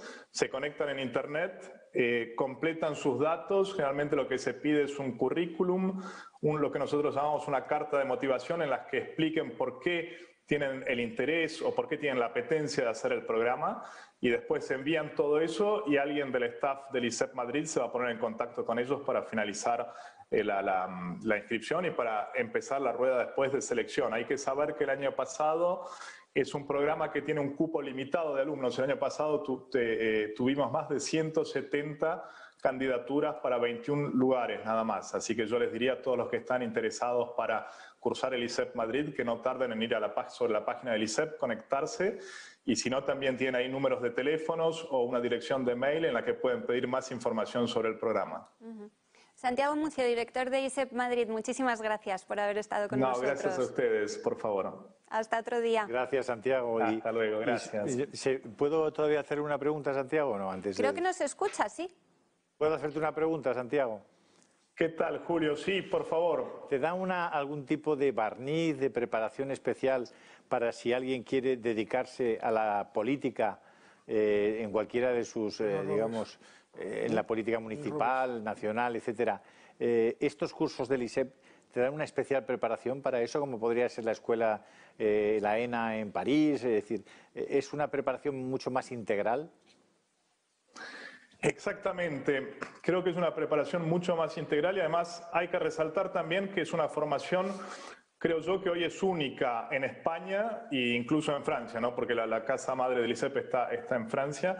Creo que es una formación única justamente porque les permite, por las materias que se tratan, ya sean materias teóricas como filosofía o materias prácticas como economía, geopolítica, derecho, que también se dan de materia teórica, pero también haciendo ejercicios prácticos. Y eso es muy importante para que los estudiantes después puedan adquirir todas las habilidades y puedan ellos desenvolverse ya sea en política. Incluso tenemos estudiantes actuales que tienen altos cargos políticos y que ya los están desarrollando, y que con el ISEP han incrementado la capacidad de comunicar, de trabajar todas sus habilidades para ponerlos después al servicio de los demás. Ese es el objetivo del ISEP, es formar líderes que sean capaces, tanto en la actividad privada como en la actividad pública, de poner sus habilidades, sus conocimientos al servicio de los demás. Me gusta mucho el elige liderar.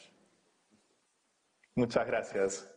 Gracias, Santiago. Gracias, hasta otro Julián. día. Tendríais que apuntar a los miembros del gobierno, pero creo que cuando viesen su currículum a lo mejor no los cogían, ¿no? Claro, yo creo que si alguien debe estar especialmente preparado es alguien que se dedica a la política, ¿no? Es el servicio integral a los demás. Hay que hacerlo con un nivel de preparación y de responsabilidad que te da el entender qué rayos estás haciendo. Sin embargo, se ha producido absolutamente lo que los economistas llamamos ley de Gresan, es decir, que la moneda débil ha expulsado a la fuerte. Y en este sentido, los incentivos, los problemas que plantea la política, las incompatibilidades, etcétera, ha llevado a que muchos solo hayan hecho una carrera política, no tengan alternativa y no sean precisamente los mejores. Algo muy similar ha ocurrido también en el caso de las universidades, que incentivando la dedicación exclusiva, los cargos universitarios están precisamente detentados por personas que no son las mejores, porque los que son mejores están también compatibilizando la actividad privada. Cosa que es muy importante porque además un economista o un abogado que no ejerza, evidentemente no puede dar el mismo concepto de la realidad ni la misma formación que uno que solo está en su despacho, efectivamente. Yo creo que eso sí que hay que tenerlo en cuenta, que la política es la mayor responsabilidad que uno puede adquirir y para eso tiene que tener una capacidad de análisis, una capacidad de discernir y una capacidad, una gran capacidad de responsabilidad. Un selecto grupo de dirigentes, Juan, te cambia un país. Absolutamente. Y desgraciadamente... Y un grupo inútil de dirigentes también, ¿eh? Pero no igual. Vamos a hacer una pausa muy breve y hablamos Y tenemos el vídeo luego preparado, ¿no? Del ministro francés. Sí, de personas que sí lideran. Que se lo voy a colgar en el Telegram para que ustedes lo tengan también ese vídeo. Eso, vamos a por los 40.000. Vamos a por ellos. Ahora, en lugar de Telegram, Julio, dice el Toro, había que poner un rótulo que ponga, vamos por los 40.000. Vamos a por ellos. Ahora volvemos.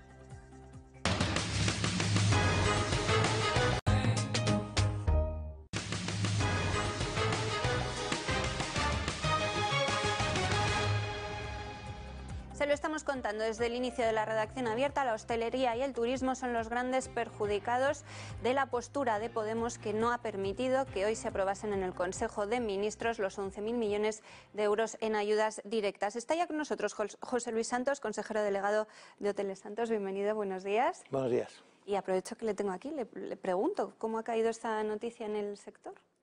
Bueno, pues, hombre, las ayudas son fundamentales porque el turismo no se ha recuperado, ¿no? Estamos en una situación en torno al 10-15% de media de ocupación, no más. Y todas las ayudas pues son buenas. También esa es una mala noticia, y después a ver cómo se desarrollan también las ayudas, porque claro, es muy complicado, o hay que ver exactamente lo que van a hacer, a quién van a ayudar, cómo, de qué manera. Yo apuesto porque si ayuden de una forma generalizada, no que beneficien, igual que en los ERTEs, a quien no ha abierto con respecto a los que hemos abierto. Tienen que ayudar porque no van a poder cubrir los gastos siquiera que hemos tenido, pero hombre, tampoco que nos perjudiquen a quien hemos hecho el esfuerzo de a quien no. Entonces, a ver cómo se desarrolla todo esto. Cualquier paralización de estas siempre no son buenas noticias para todos. Pero es que además han sido demoledores los datos, que es lo que yo creo que hay que poner, sobre todo para la hotelería. Yo creo que la hotelería, los hoteles han sido los más perjudicados.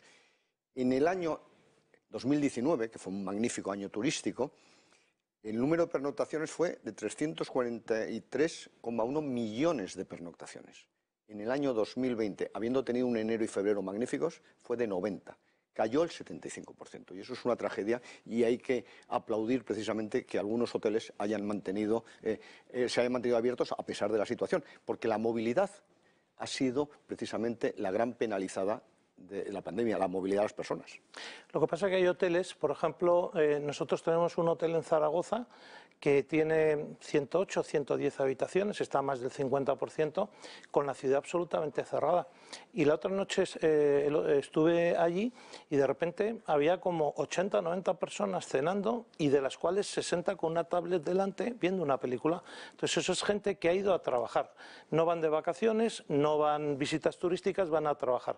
Si no hubiera hoteles abiertos, todo eso se paralizaría, la gente no podría ir, con lo cual nosotros creo que somos un servicio esencial, porque un médico que tenga que ir, alguien que tenga que llevar unos medicamentos, alguien que tenga que ir a trabajar, es que es esencial que se puedan abrir los hoteles. Y nosotros, como siempre he dicho, hemos apostado por coger el toro por los cuernos, por enfrentarnos a este temporal que viene y tener los hoteles abiertos. Y lo que procuramos es intentar perder menos que si los tuviéramos cerrados.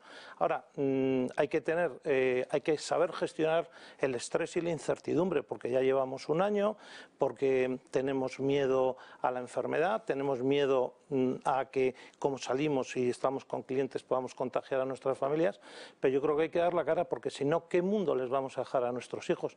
Es que nuestros hijos van a pasar hambre.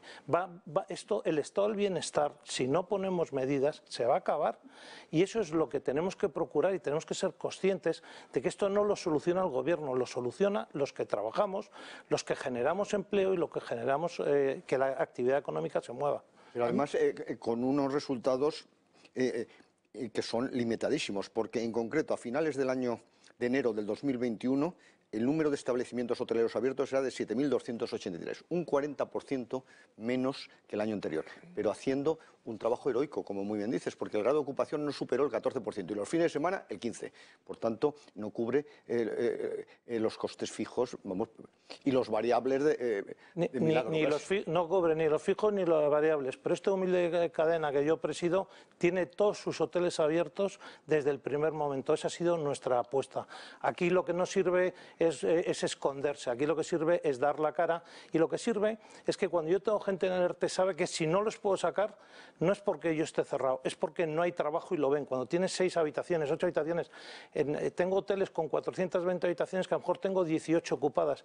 Bueno, pues esas 18 merece la pena tener el hotel abierto por esas 18, porque eso es lo que por lo menos nos hace a todos los que componemos Hotel de Santos meternos en la cama y pensar que estamos haciendo. A mí me parece que es importante una de las cosas que he dicho, de que son efectivamente actividades esenciales. Los que tenemos la suerte o desgracia, nunca se sabe, de viajar por toda España de continuo, ha habido unos meses que de verdad que lo hemos pasado francamente mal porque hemos tenido que dormir en el coche. O sea, yo tenía que hacer un viaje a Galicia y salía en un coche por la mañana con una persona que me acompañaba, llegábamos, hacíamos las reuniones, acabábamos a las 9, a las 10 de la noche y teníamos que volvernos y jugarnos la vida de volver por las imposibilidades manifiestas que había de utilizar... Pero por eso, Fernando, desde el minuto 1, desde marzo del año pasado, una de las pocas personas del sector hostelero que ha pasado por esta casa y a la que hemos invitado sistemáticamente es a José Luis Santos. ¿Por qué? Porque desde el minuto 1 él se comprometió con sus propios equipos, con sus posibles clientes, a no cerrar los hoteles. Los ha mantenido abiertos. Yo, Julio, lo cual ha sido, desde mi punto de vista, un ejemplo asombroso. A mí me gustaría públicamente, lo he dicho hace un momento fuera de cámara, pero lo quiero decir públicamente, yo quiero felicitar a este señor, que no le conozco de nada, ni nos conocíamos, he conocido algunos de sus hoteles, pero dio la casualidad que cuando la pandemia nosotros organizamos unas cuestiones de emergencia cogiendo hoteles en todas las zonas donde estábamos, y el Hotel Agumar, que está en Reina Cristina, está enfrente de mis oficinas y ahí teníamos una habitación en el hotel. Estuvimos alojados allí hasta el último día, hasta que prácticamente digamos que la Guardia Civil se ponía a la puerta para decir o salen ustedes o les detenemos y les detenemos al hotel. Es decir, fui el último cliente del hotel que salió y estos señores han aguantado hasta el último día y además es verdad que como los tengo enfrente, el primer día han abierto. Eso es digno de un empresario y hay que elogiarlo y por lo tanto yo que estoy siendo extremadamente crítico con muchas cosas, yo tengo que decirle a usted que felicidades y lo que tienen ustedes, al menos en esta persona, es ganado un cliente.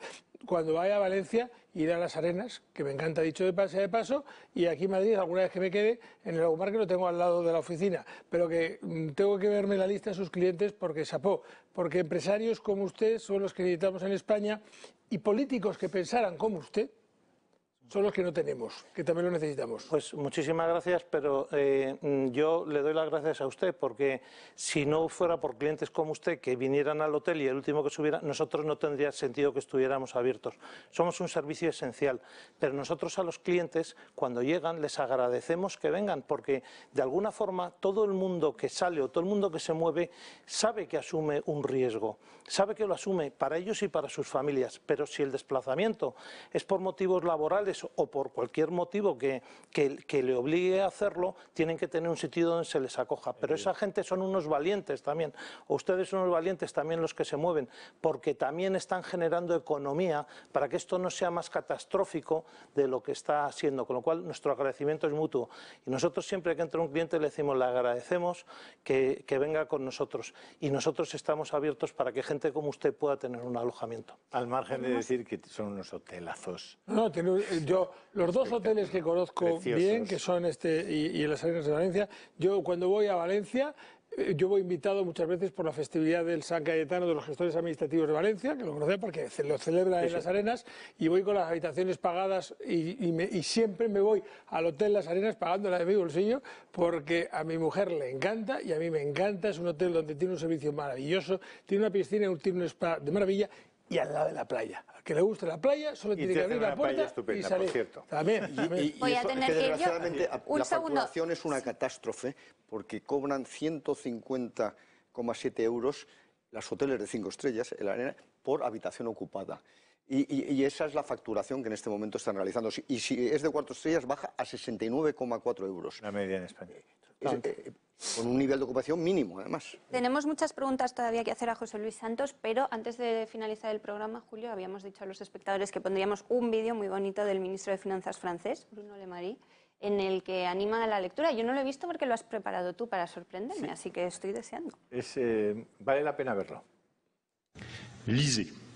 Vous n'imaginez pas le plaisir que ça va vous procurer. Je le dis avec beaucoup de conviction parce que j'ai moi-même des enfants, j'en ai un qui est lycéen, et c'est devenu un combat la lecture. Et je veux juste dire à tous ceux qui nous écoutent que ce combat, nous le menons avec Marc Ledré-Lacharrière, avec Luce Perrault, avec Éric Reynard qui est présent, avec tous les journalistes qui sont présents ici et qui écrivent. C'est pas pour vous ennuyer, c'est pas pour faire des leçons de morale, c'est pas pour vous obliger à faire des activités qui seraient pénibles, c'est parce que, je le redis, la lecture est un immense plaisir, qu'elle va développer votre imagination, qu'elle va vous permettre de vous ouvrir à des mondes radicalement nouveaux dans lesquels vous ne seriez pas entré sans les mots, qu'elle va vous permettre de mieux comprendre qui vous êtes, de mettre des mots sur des choses que vous ressentez et que vous ne savez même pas de vous-même, et qu'une personne totalement inconnue, que vous n'avez jamais rencontrée, que vous n'avez jamais vue, que probablement vous ne verrez jamais et que vous ne rencontrerez jamais, vous soufflera à l'oreille, par les mots, dans le silence de la lecture, des choses que vous n'auriez jamais comprises sur vous si vous ne les aviez pas lues. On apprend plus sur son désir d'aventure en lisant Robinson Crusoe qu'en partant au voyage. On apprend plus sur le désir et la jalousie qui peut animer le désir et qui est souvent à la base du désir en lisant Albertine retrouvée ou La prisonnière qu'en faisant soi-même l'expérience. Et quand on souffre soi-même de jalousie parce qu'on aime quelqu'un qui ne vous aime pas ou qui est aimé par quelqu'un d'autre, eh bien il suffit de lire Proust pour comprendre ce que c'est que ce sentiment, de mettre des mots dessus et ces mots vont vous apaiser. Ces mots vont vous apaiser parce que vont vous faire comprendre que vous faites partie d'une collectivité qui ressent les mêmes choses et que vous n'êtes pas tout seul. Et c'est ça la singularité de la lecture. C'est que c'est une activité solitaire qui vous ouvre au reste du monde. Vous êtes seul et vous n'êtes jamais autant avec tous les autres que lorsque vous lisez un livre. Donc je le redis à tous ceux qui nous écoutent, à tous les jeunes qui nous écoutent, lisez, arrachez-vous aux écrans. Arrachez-vous aux écrans. Les écrans vous dévorent, la lecture vous nourrit. C'est toute la différence. Les écrans vous vident, les livres vous remplissent. C'est toute la différence. Alors évidemment que c'est un combat parce que l'écran c'est la facilité, on est capté, l'attention est captée, puis en plus ils sont tellement bien organisés, ça fera le lien avec les GAFA, qui savent vous donner, exactement comme on le fait pour les rats, des petits stimuli nerveux, toutes les 5 secondes, toutes les 10 secondes, qui vous obligent à continuer à rester scotché à votre écran. Mais malheureusement, ce n'est pas ça qui vous permettra de développer votre liberté. Et je termine par là parce que c'est aussi une conviction très forte chez moi. La littérature est une arme de liberté. Et les écrans, trop souvent, peuvent devenir, pas toujours, je ne parle pas des écrans de cinéma, je parle des écrans des géants du digital, peuvent devenir des instruments d'asservissement. Vous pouvez être asservi dans votre consommation, dans votre comportement, dans vos pratiques, dans vos gestes, par des écrans qui sont formatés pour orienter votre pensée. La littérature, elle vous donne de la liberté. Les mots vous donnent la liberté pour vous construire et être ce que vous êtes. Je le dis à toutes les lycéennes et tous les lycéens qui nous écoutent, vous êtes chacun unique. Chacun. Eh bien, la littérature vous permettra, et les livres vous permettront de découvrir à quel point vous êtes unique et à quel point vous ne ressemblez à personne d'autre. C'est ça ce qui fait l'humanité. Chaque personne est unique et c'est la littérature qui nous l'apprend.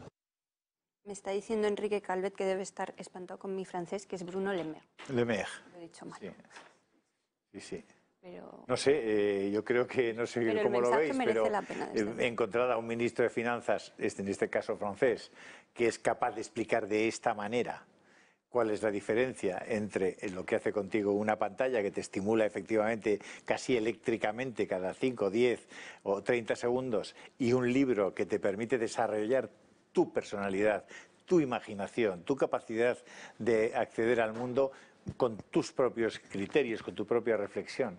Me parece formidable, sinceramente. Y ver que hay ministros así me produce una envidia. Señora Ariza, enorme. no podemos traer hasta aquí de ministro de Cultura, que aunque no hable español, no importa, se ha entendido muy bien. Y a la cultura se lo mandamos a los franceses, total.